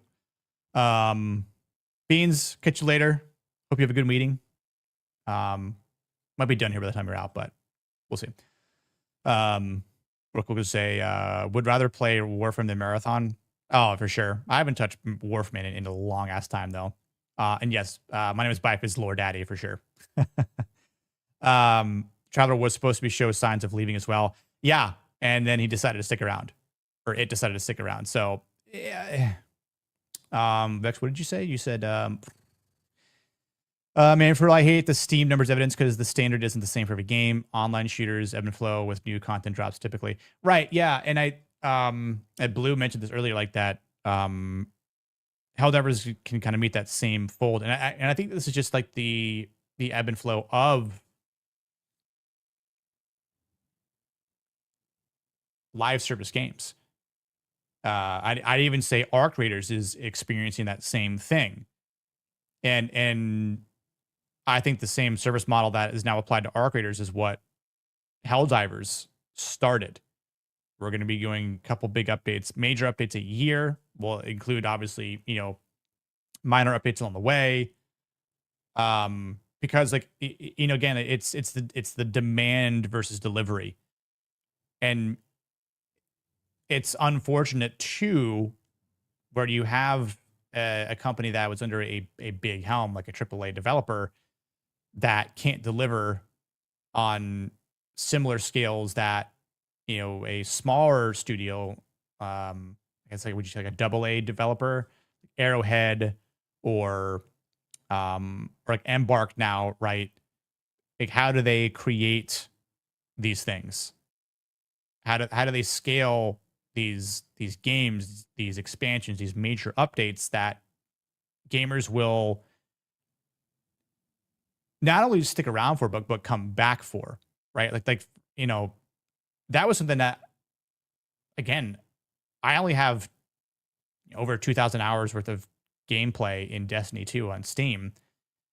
And I quit playing for 2 years, between 2 expansions. There were times where I stopped playing right after I completed the story because I was like, there's nothing really much else to do. I've already done anything in a month. What else is there to grind for? I already have everything. I already got the new exotics. I already completed the seasonal pass. I'm just not going to PvP all this much. Okay. Next game. Move on to the other games. And which is kind of good because it's like I did what I was able to do in the DLC. I'll play my other games now. I'll have fun. Good variety in my Steam library or whatever. But then the question at hand is always in the next update that comes out, is it good? And I think that's something that is, been the case or has been the case for Helldivers too. Like saw a ton of people come back when we went to go attack Cyberstan. I don't know when the next major update will be for Helldivers 2, but I assume the same thing will happen. Same thing's going to be happening with Arc Raiders. Next big and major update that'll be the bigger than when the game first released will be in October. We gotta wait, June, July, August, September. So we gotta wait another like 5 months for another update. They said like every 6 months will be another big update. Small updates on the way. Yeah, it's fine, cool. Hope it's worthwhile. Something to keep us semi-enticed, but it is hard to keep up with the live service aspect. So I do agree. Like the Steam numbers don't tell us everything. They tell us some things, but I think if you look at maybe like the all-time peaks, which could be maybe a better indicator. But it's like you look at other games like Counter-Strike, PUBG, right? Those games are, had massive numbers. They still have massive numbers. Game hasn't changed in fucking years. Bungie hasn't been the same since Halo, 100%. And the overhead management has always been incompetent. There's horror stories, even from their peak years. I think gamers put too much faith in the studio. Yeah, I mean, obviously, I think for Bungie as a company overall, their best and their peak time was definitely in Halo 2 and Halo 3. And then obviously giving the franchise to 343 Studios was dumb. But then, yeah, going to do Destiny and then, not having the same people. And then, yeah, I've also heard some crazy stories too, which I'm just like, that is wild. So it doesn't surprise me like people like Deej left and other folks. But yeah, it just kind of just speaks to the company and who was there, and they just did not know how to do this. You said not knowing all this, the Sony partnership fast tracked the sinking ship because they also have a terrible overhead management now. Yes, I said this earlier, Vex, but when they were under Activision and everyone thought, oh, they need to leave Activision. They'll be better off on their own. They'll be more sustainable. They'll have more freedom, more control. And then they got picked up by Sony. And I think that was also part of their downfall. So it's like Sony was a problem, and then Lightfall, the expansion, was also a big problem. And then certain key people also leaving was a big problem too. So I think I said this to my friends when Lightfall happened, because I'm like, guys, I think I'm done. I don't think I'm ever coming back. I don't think I'm ever going to play the game again. I think this is the end after Lightfall. After what we saw in Lightfall, I'm like, this is the end. Marathon was kind of doomed to flop with so many other better shooters on the same price point. Why buy another Marathon in an oversaturated market? Yeah, I think even before the gameplay came out, right, in the week before March or whatever it was, even around the time when when they were getting sued for copying off the artwork and everything like that, a lot of us were very, very sus on what the game was going to be like. And then, yeah, for $40, not worth it. I don't even know if $30 would have been a good price point for this game. Like, and especially because Arc Raiders was still being heavily played a lot at that point too. And that's where a lot of the competition was coming from. A lot of the, you know, whether you want to call it nonsense or not, but a lot of people who were enjoying the extraction shooter experience for the first time because of Arc Raiders, or like, you know, played other games, Hunt Showdown, Escape from Tarkov, right? Marathon, just, there were a lot of issues I had with Marathon, and I know they're trying to fix some things, but that is not a game I want to spend $40 on. I'd rather just gamble on a sports team for $40 and lose than play Marathon and spend money on Marathon. Now, I think it's this next week or so, you could play Marathon for free again for season 2. But I don't think they're going to produce anything good from it. I really don't. I think you're going to see, again, like, you're going to have more Steam number debates coming up here, Vex. How many people are going to be playing Marathon while it's free to play? And then when the Destiny 2 server slam happens on June 9th, which I will definitely be playing, I will be reinstalling Destiny just to do this, because I'm definitely on the same side of Aztecross and Glad, and saying, fuck Marathon and fuck Bungie for killing Destiny years ago, not just because of Marathon. But when they had this idea that they needed to bring Marathon back and do this whole revamp, like fucking Hollywood, and we needed to redo movies, and we need to make more sequels off of other sequels that don't need sequels, but we're going to make it anyway because we're out of original ideas. We have no creativity. We lack content. No, you lack fucking common sense, because all you have is fucking ignorance in your stupid skulls. Bungie just always self-bungling, pretty much. And like, it's so funny how a lot of these streamers were definitely like, just hard shilling for Marathon. And while I appreciate someone like Nick Merckx, who played the game a lot, streamed it like 12 hours, like one day, and at the end of the day was like, game fucking sucks. All right. Dude, just calling it and telling it like it is. Other stream out there, my bro is hard chilling right now for these games. Hard chilling for these games. Or this game in particular, but which I don't get it. I really don't. Just closing some tabs on X here real quick, because I want to bring up a couple different things. And so, you know, oddly enough, you know, there's this, again, there's the Destiny 2 versus Marathon civil war heating up. Our favorite journalist from Forbes, Mr. Paul Tassi, talked about it, kind of wrote about it. And then I saw this clip from Aztecross, which I appreciate. I've been in a couple games with Aztecross over time.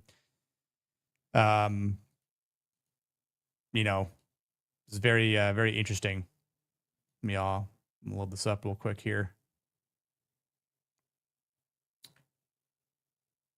But what he says in this short clip, there's more context behind this, but I'm like, I had to retweet this, you know. Marathon, if I have to fucking bury you myself to send that message, I shall. I will do everything I can to destroy you, piss on your corpse, and light you on fire afterwards. To send even the smallest of messages to Bungie leadership and Sony. Marathon, if I have... Like, when he said this, again, he spoke about this earlier today, he might not get any sponsorships after this. But at least he spoke from the heart. At least he was honest about how he actually felt and didn't hold back. Like, I was like, hell yeah, dude. This is what we need more of. We need more streamers. We need more content creators not being afraid of speaking honestly here, even if you've got, you know, support and sponsors. It's blah, blah, blah. Like, you'll have more respect. And I think, you know, yeah, you might lose some subs and followers, whatever, but I think you'll gain more. Or people will become a bigger fan of it. You know, no, I said fuck Marathon from the start. Obviously, I'm not as big as Aztecross here, but I appreciated the fact that he did go that route. There's some hilarious memes out there. Because then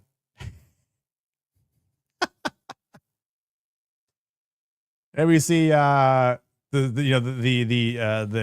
shill accounts, right? It's official. Marathon is doing open play week from June 2nd to June 9th. The best news, all of your progress carries over into season 2. If you end up, who gives a shit? Please delete your account. Holy shit.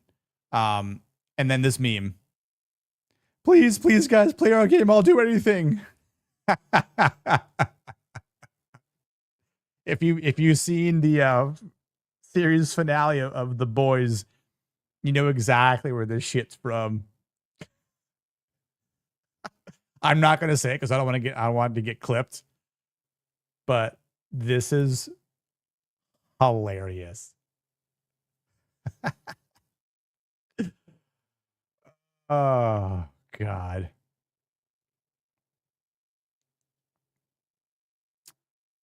See, I haven't played Warframe in a long time, but that was another game when Warframe again first came out. Let's see, when's the last time I played Warframe? Let me check my Steam library real quick. I have not touched Warframe since 2019, February 17th, 2019. But I played it a lot when it first came out. I have only got 643 hours, and that was right around like 2015 to 2017, I want to say. I haven't played a long time. But they also do some stupid shit as well. Like I'm looking at their Steam right now. Pride 2026. It's that time of year, Tenno. We're once again celebrating Warframe's wonderful alphabet community. Why the fuck is that in a video game, dude?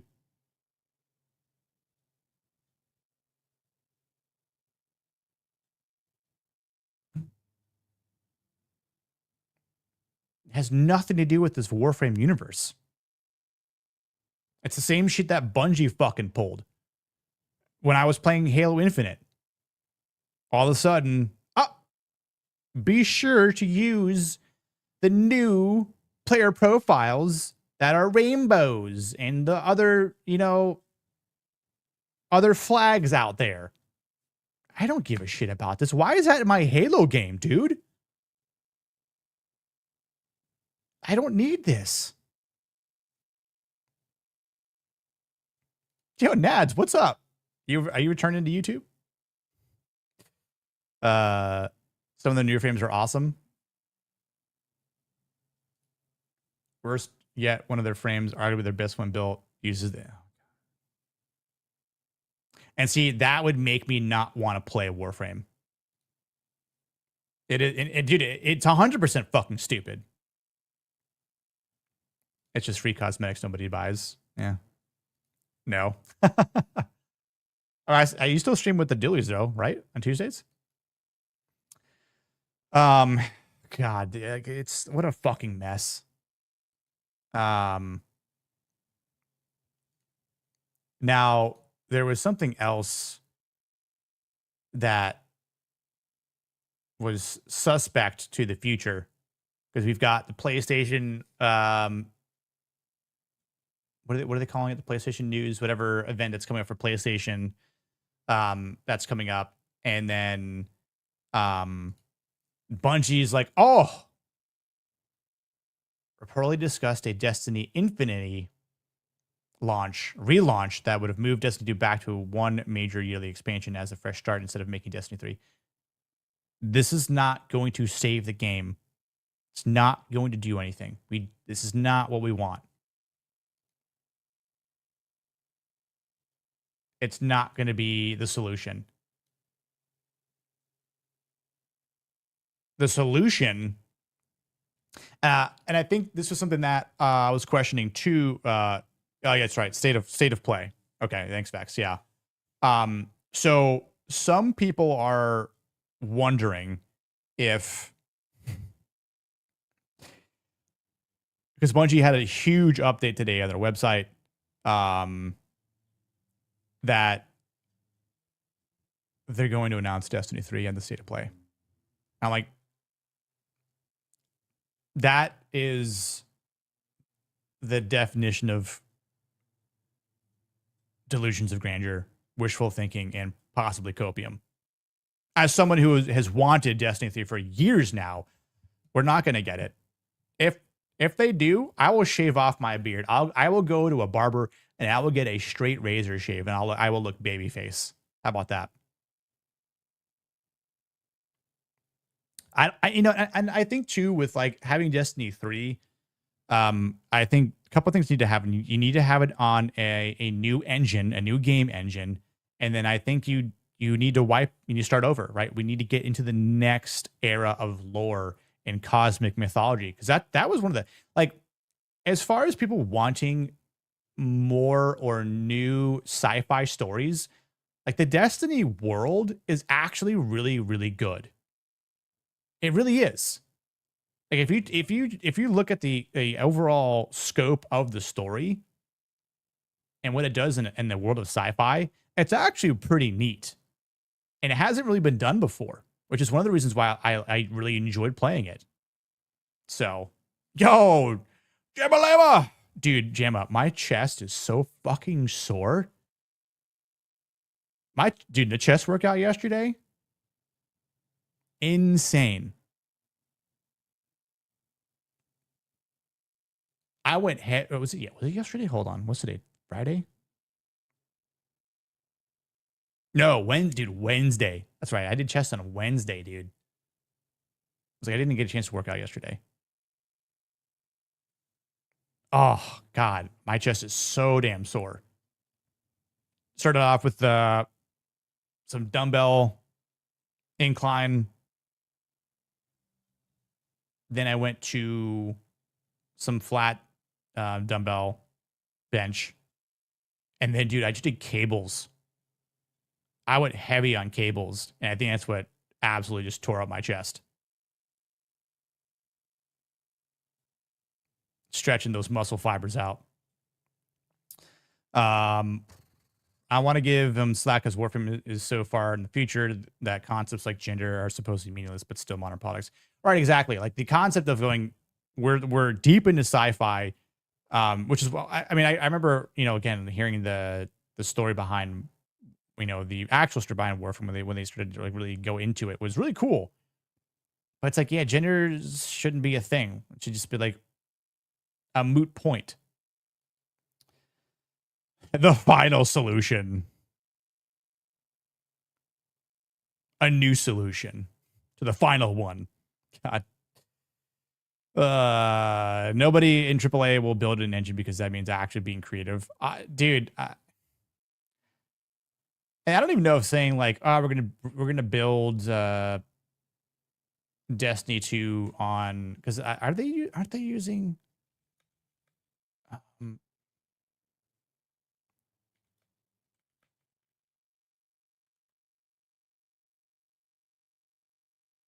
yeah, so Destiny's running, or Bungie is using their own Tiger engine for Destiny.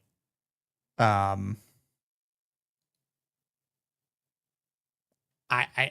and I don't think they're going to create a whole new engine. So it's almost like they would have to jump over to like an Unreal. I don't know if that's the solution though either. You'd have been proud of me. I've been pushing it hard. Pushing what hard? Phrasing.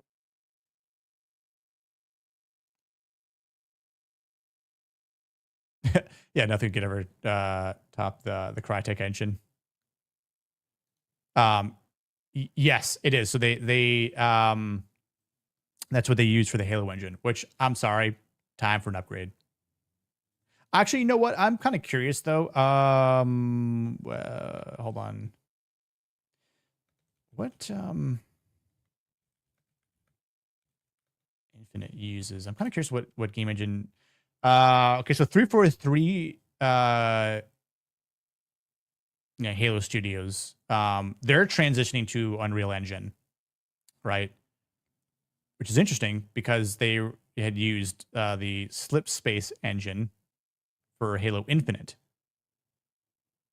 Which again, I don't have a problem really with the game engine of Halo Infinite. I played Infinite for a little while until again they started getting all wokey on us.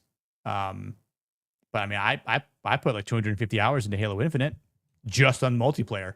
I played the campaign once and I was like, this is dog shit. I'm just playing multiplayer. So, yeah, but I think they would have to do something new engine wise if they for Destiny 3. I think they built a gorgeous engine for Infinite. They did, and then upper management was like, "Nah, I mean, teaching all these recycled devs we hire." Yeah, I agree. Campaign was painfully mid. Same. I was like, "All right, well, we'll get this over with. Let me just get to multiplayer," and that's majority of where my time went. It was to multiplayer. Like I followed the Halo Championship series, but that also ended last year. As well. So like there's no Halo esports anymore either. Like they're just killing their franchises. You know, like I don't know there's gonna be like competitive Halo anymore. I mean, maybe whenever this next game that comes out on the Unreal Engine, but who knows, honestly. It's a really unfortunate. Halo's dead, Destiny's dead. All coming from Bungie. And branching off to Halo Studios or 343. We'll see what State of Play says. I am very, very pessimistic about seeing anything relative to Destiny that's going to be positive or in our favor as being fans. Because I just don't see it actually, panning out. I really don't. I think it's going to be a complete letdown. People are going to be hyping up the possibility of, seeing anything that is going to be going to be interesting. There's been some funny things though about with streamers. So I mentioned I don't know if people obviously know who Glad is if you're a Destiny player. But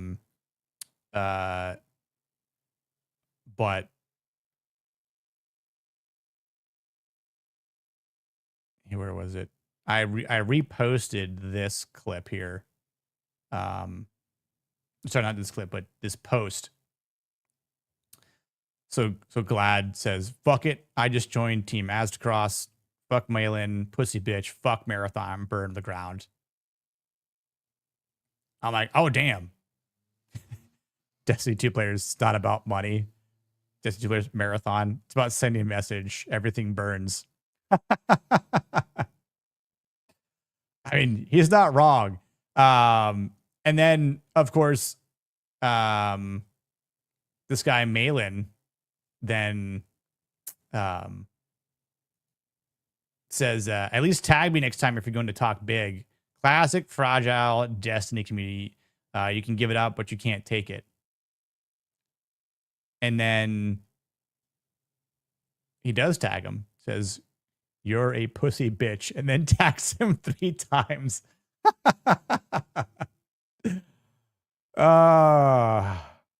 Glad's an OG though. He was definitely a really, really, really good Destiny player.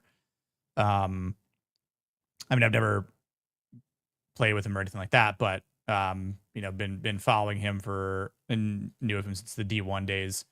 And then again, it's the inner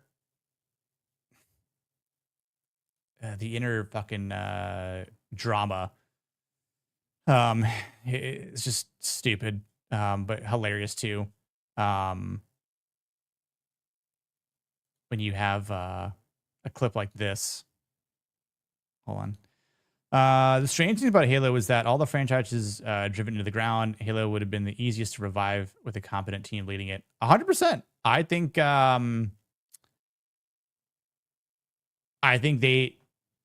there was a clear route to make Halo great again, and they just were more focused on doing their own thing, not listening to the fans, and then obviously trying to insert wokey material. But yeah, there's this other clip here that was kind of funny that that Aztecross said, which again I appreciate, which is kind of funny though. I'll play it real quick.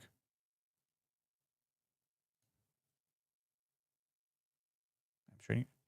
I'll lower the volume just a tad. Because every time someone's like, "Hey, I'm not really feeling this marathon game," instantly they're hit with, "Your shit, bro. What the fuck you even think about playing video games for? Unk? The hell out of here. This is our game. This is the game. We're hard around here. We're like the fucking marathon players act like they're playing the hardest esport game ever created. You pump the goddamn brakes, fucking wearing military boots while you game. Chill. Every damn time." Because Which I agree. I think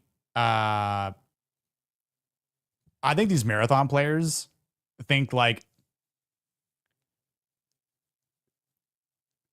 Marathon is the toughest game or the toughest extraction shooter game. I'm like, my dudes, have you not played Escape from Tarkov? I mean, shit, I'd argue say that the PvP is much better in fucking Arc Raiders than Marathon.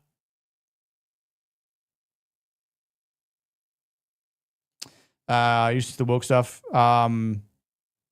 Yeah, it's not so much in the gameplay. It's just everything else. Like they'll start including skins, in the game, and like buy this skin for your armor. But it's like if I play a multiplayer, and I don't have to buy it, but it still pops up, right? And there's like the heritage months. I don't think I've seen like a Irish heritage skin. I haven't seen a Scottish heritage skin. I haven't seen a Italian heritage skin. Why the fuck am I not represented? Is my ancestry not worthwhile? But let's do everything else though. All these other cultures out there. Is it because those ones I mentioned are this skin color?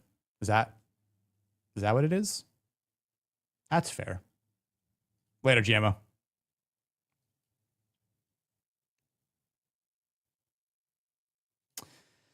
Yeah, it's topical stuff. To be honest, I don't see that as a massive deal. It's kind of like mandatory checklist stuff. It makes sense. Unnecessary, but it doesn't affect the lore. Yeah, exactly. Like it doesn't affect the lore, but it's just like same thing. Like if you're having a warframe, that is going to be like they, them stuff. What is it doing to the game? Obviously, it is avoidable, sure, but yeah, it just kind of sucks. But anyway, yeah, I feel like the marathon players definitely act super hard about it and think they're the shit. Now, I'd say on a PvP scale, Destiny definitely had a higher PvP ceiling with like the Trials of Osiris, which was very, very, very competitive. It would usually take a trio to do well, especially to go flawless. That was tough. Although a buddy of mine and I that, we've been playing Halo and everything since the Halo Combat Evolved days and just kind of, know how we play. We went flawless on a Trials of Osiris run, just the two of us, and we had a random player every single time. And his headset didn't even work when we were playing. So he had no comms. And we went flawless still. And then after we went flawless, he calls me up and was like, dude, I don't know how we did that. And I'm like, that's just called years of experience playing together, bro. Like Like when you know how like one of your friends plays the game and you just know like, oh, I died. I know like my boy's gonna get my back and he's gonna go here and he's gonna, you know, clutch it up. Like we both did those things. So and that's just something that was really cool about Trials of Osiris. And going flawless and going to Mercury and getting like this, like, you know, the loot, the special stash and chests were just always so fun. But not to glaze this game over and over, but Forever Winter, I guarantee, is tougher than Game Marathon. Literally every single thing in that game will kill you if you're not careful. Yeah, I mean, there's a lot of games out there. I mean, I'd even say like outside of the shooter world, first person shooter world, that is inherently tougher. And like, I think there's a couple other new extraction games coming out.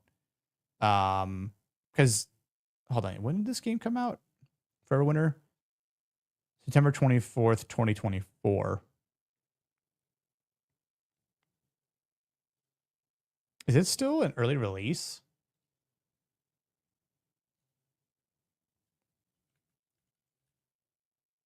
Let's see. Recent reviews are mixed. Still in early access, $30 game. Yeah, I remember seeing this though.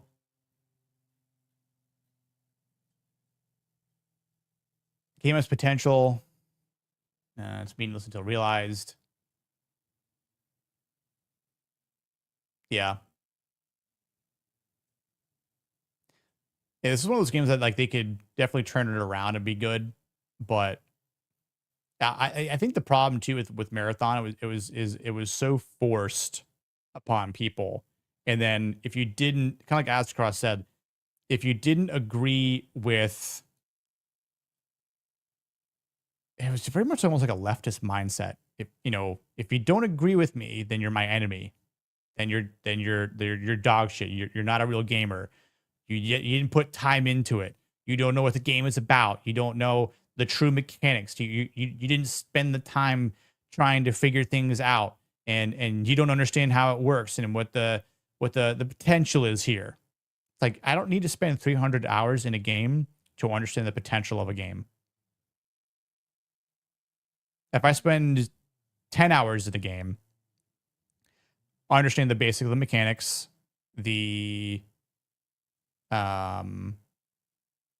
UI as well for Marathon was just vomit. Cannot stand that. And the gameplay itself was what? I'm like, you're it feels worse than Destiny. Look at this Destiny UI right here. That's so clean. Bungie did such a better job with Destiny's UI. And I'm like, how do you go from Destiny's UI to Marathon? Like with these like oversaturated colors. It's like, no, dude, this just like visually just hurts my eyes. 2 years back, it's still early release, they're building it. Yeah, so I'll keep my eye on it, right? Yeah, a lot of big streamers were definitely pushing Marathon. Dude,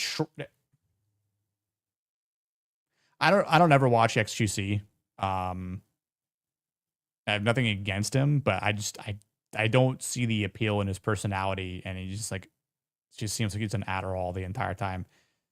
Now listen, I like Burnt Peanut. I understand he's a P-tuber, not a V-tuber, and it's funny how V-tubers get upset about Burnt Peanut. I forget what they actually call him, because like you could technically still see like his actual eyes and mouth or whatever, but obviously there was a huge hype because of his personality and like his outbursts and whatnot. I still watch him from time to time, but I did lose a bit of respect for Burnt Peanut when he was pushing Marathon. Now he didn't glaze Marathon like fucking Shroud did. Dude, sorry. Listen, Shroud is definitely one of the best first-person shooters, shooter gamers out there, right? He's an ex-pro, insane aim, great game sense in any first-person shooter game, even third-person shooter game. But I don't know. And I never met him. I don't want to say like he has a boring personality, but he's got a boring personality. You know, I don't care that he has a deep voice. Like he looks like fucking Milhouse from The Simpsons, which it is what it is.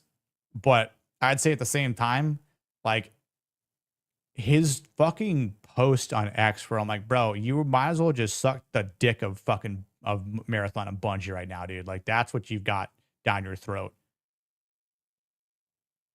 You fucking glazed that shit like you're about to eat a fucking Marathon donut filled with diabetes, dude.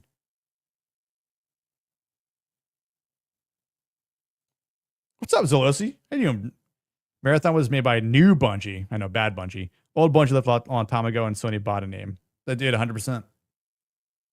100%. We call him PNG tuber.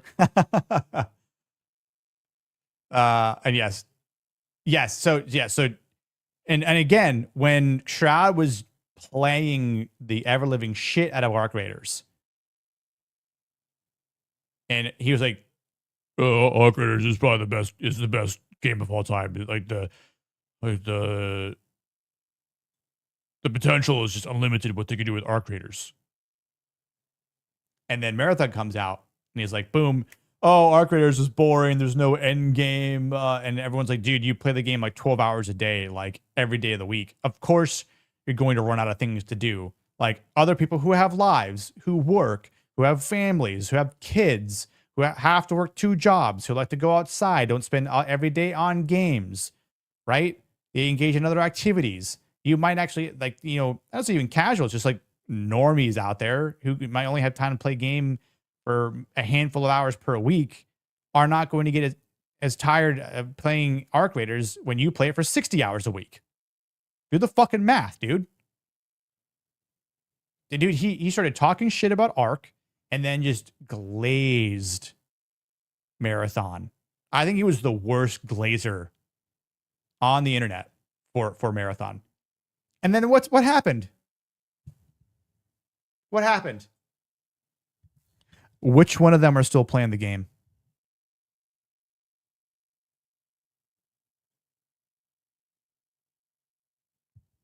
Which one of these streamers are still playing Marathon? I'll wait. No, I'm not going to wait. No one is. None of these streamers that were shilling it are still playing the game. And the game has not even been out for 3 months yet. They shilled it for so fucking much and so hard in a span of 1 month, then they gave up on it. Is that because that was part of the little contract? Was that their selling point? What are the terms and conditions? I just need to shill it for 30 days, and then I have the freedom to do whatever I want. I could play other games, or I could do. Oh, okay, yeah, that's no problem. How much am I getting paid? I could do that. No problem, Bungie. No problem, Sony. Got you.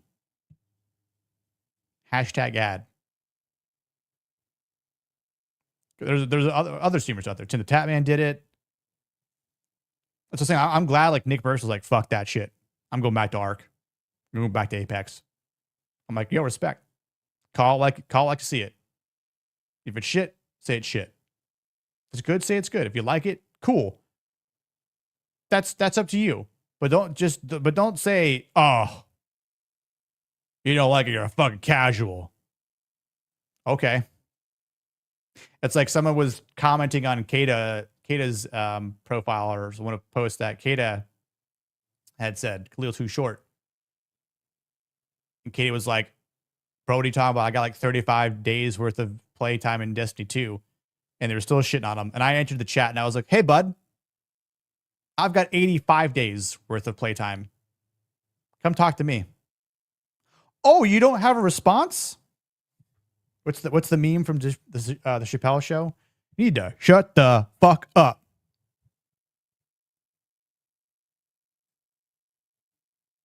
And let me tell you what, Marathon is not one of those games we're gonna dump thousands and thousands of hours into. There might be a few people out there, which you know, I don't know why, but hey, you want to spend 2,000 hours worth of your time in Marathon? Knock yourself out. Time wasted, not time spent. But again, I'm going to be very, very curious to see what happens on June 9th, or from June 2nd to June 9th for the free aspect of Marathon. And then how many people are going to be playing Destiny 2 on June 9th, which is a Tuesday. Which I might be streaming Tuesday night. Who knows what we're going to be streaming. Vex, I don't know if you've seen Spider Noir yet. I'm enjoying it so far through 3 episodes. Definitely watching it in black and white. But that being said,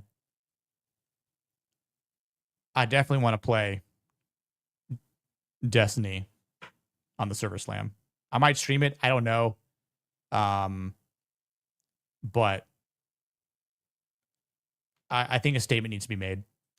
And I think streamers like that were maining and big names in the Destiny community, like Aztecross here, Glad, others, who are definitely shook that it's being shut down and they're not going with the Destiny 3.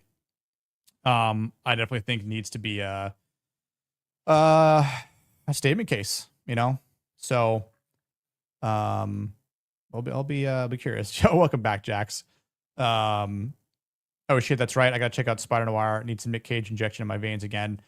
Yeah, I mean, like I said, I'm enjoying the show so far, dude. Like, I'm kind of curious in where a couple things are gonna go. But yeah, it's great in black and white. Like True Hue is not bad to look at, but you can definitely see a difference in the aspects of that Path of Exile 2 updates out. Be no life in this in a second, y'all. Yo, what's up, Shield Wall? How you doing, brother? I had fun playing Destiny. Yeah, I mean, we were just talking about it for a little bit now. You know, like I think it was a mistake. All in all, Bungie made a lot of mistakes. They didn't listen to their fans. Like I said, you built up some more story that I think was going to expand on the next saga, the next iteration of lore, of some good sci-fi storytelling, no less. And you know, you just kind of kick us to the curb, you know. But you want us to support your other game, right? You kick the Destiny fans to the curb, and then what?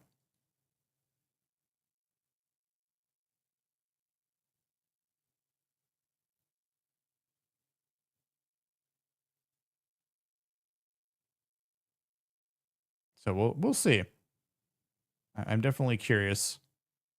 But yeah, I'm seeing more posts. I don't know if it's trending yet, but I've seen a lot of people doing hashtag we want Destiny 3.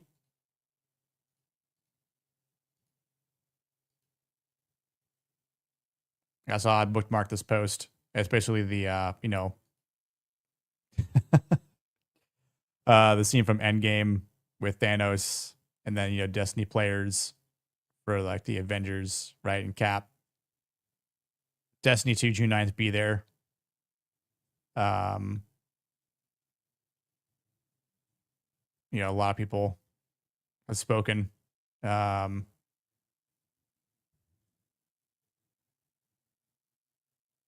have not listened to this yet, actually. Good evening, Guardians. This is the Crow. Ooh. I know that over the years we have asked you time and time again to lay your lives on the line for the Vanguard, for the city, for hope. And we're asking you one more time to gather together at the tower on June 9th for one final update in Destiny 2. So from the Vanguard, officially you are charged to meet us there and make magic happen one more time. On a personal note, the actor Brandon O'Neill wants to thank you for all of the years that you have supported me and supported my journey as Crow, as Aldrin and Crow. Mm-hmm. And maybe as a little extra, if you're posting about Destiny 2 in any way, how about a little hashtag we want Destiny 3? Fuck yeah, dude. I wouldn't mind the employment. I hope to see you Starside. All the best, Guardians. Yeah, see, that's another thing. Like, you're also putting out people of work because you're like, oh, well, let's fucking include Marathon. No, dude. I've not played Marathon. Don't bother, Shield Wall. I want Titanfall 3. Yeah, you know, unfortunately, Apex is a way too big of a game. I know you and Jeremy from Geeks and Gamers want Titanfall 3.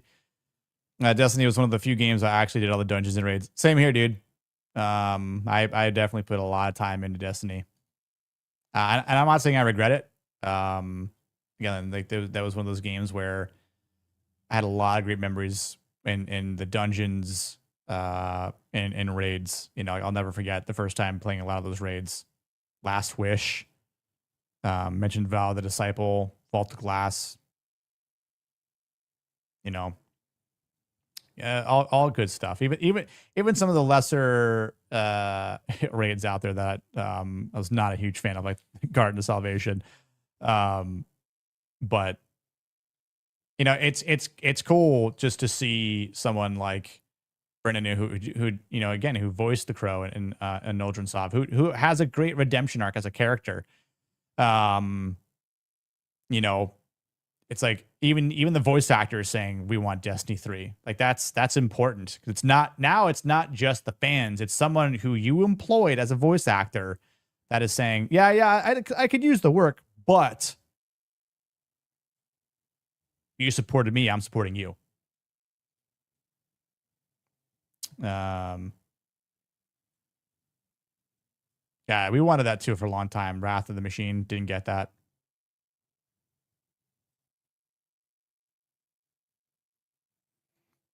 Now the Drifter is cheering us up. Thank you, old man. Oh, is this the voice actor that's also saying support Destiny 3? History. We're all a part of something historic in the gaming world, but also in the Bungie universe. And when I say we, I mean you, me, the writers, directors, composers, mocap actors, designers, developers, hell, even the security people at the front desk that won't let me in the building unless I fill out the digital sign-in every single time. This history is important because you took the time to illuminate how important this game is, or rather this galactic adventure is to you. Not just the hours you've put on the field, whether it was to bank motes or bank more motes, but the connect. Gambit is one of those modes that could have definitely used a big improvement, but solo years later. I don't know what the next intergalactic journey will be, but I have to hope that the stars have something sparkly up their sleeves. Until then. Yeah, we'll see. We shall see. Yeah, do that. Yeah, I mean, there's some petition going on, and I know, like, you know, it's a nice number, you know, just under 300,000. I just don't know if that even matters at the end of the day. Yeah, I don't think this is going to go well either, which I that's what I fear could be potentially happening on the state of play is the Destiny Infinity, and then it's going to shit the bed. Yeah, we appreciate all of you, but we're going to focus on Marathon now.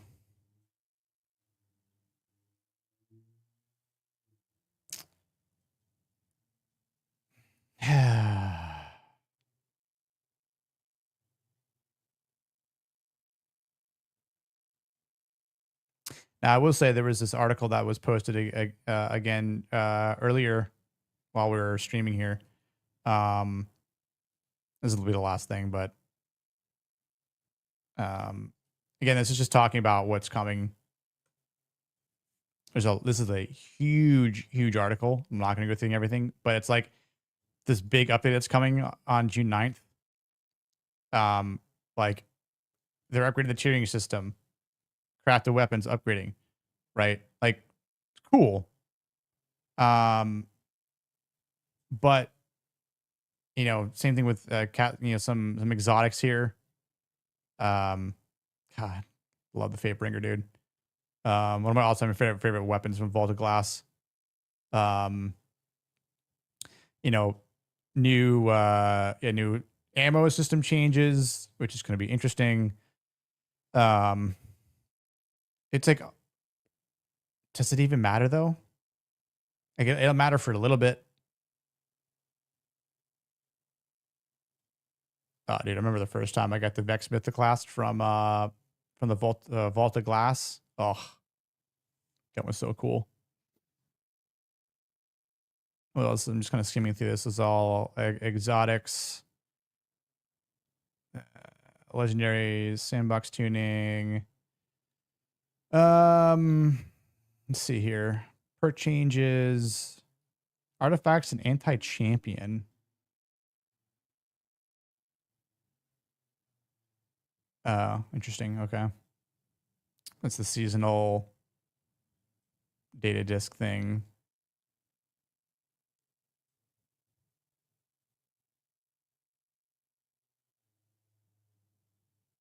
Yeah, I mean,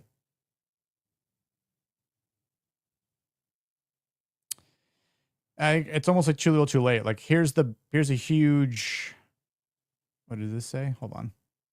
This is what? Focus tiered gear. Oh, going to the NPCs. Oh, okay. Yeah. I mean, it's kind of like, it doesn't matter though. None of this really matters in the end. It's all going away. So, I don't know. We'll see. I'm bummed, but you know, I'll be playing June 9th. We'll see what else is out there. And hopefully more people play Destiny. And otherwise, yeah, it definitely the end. So that being said, I'm gonna go get something to eat. I am hungry. Been talking the last 2.5 hours. So appreciate you watching on X and YouTube, and I will catch you guys on the next one. As my name is Bife would say, I will see you start.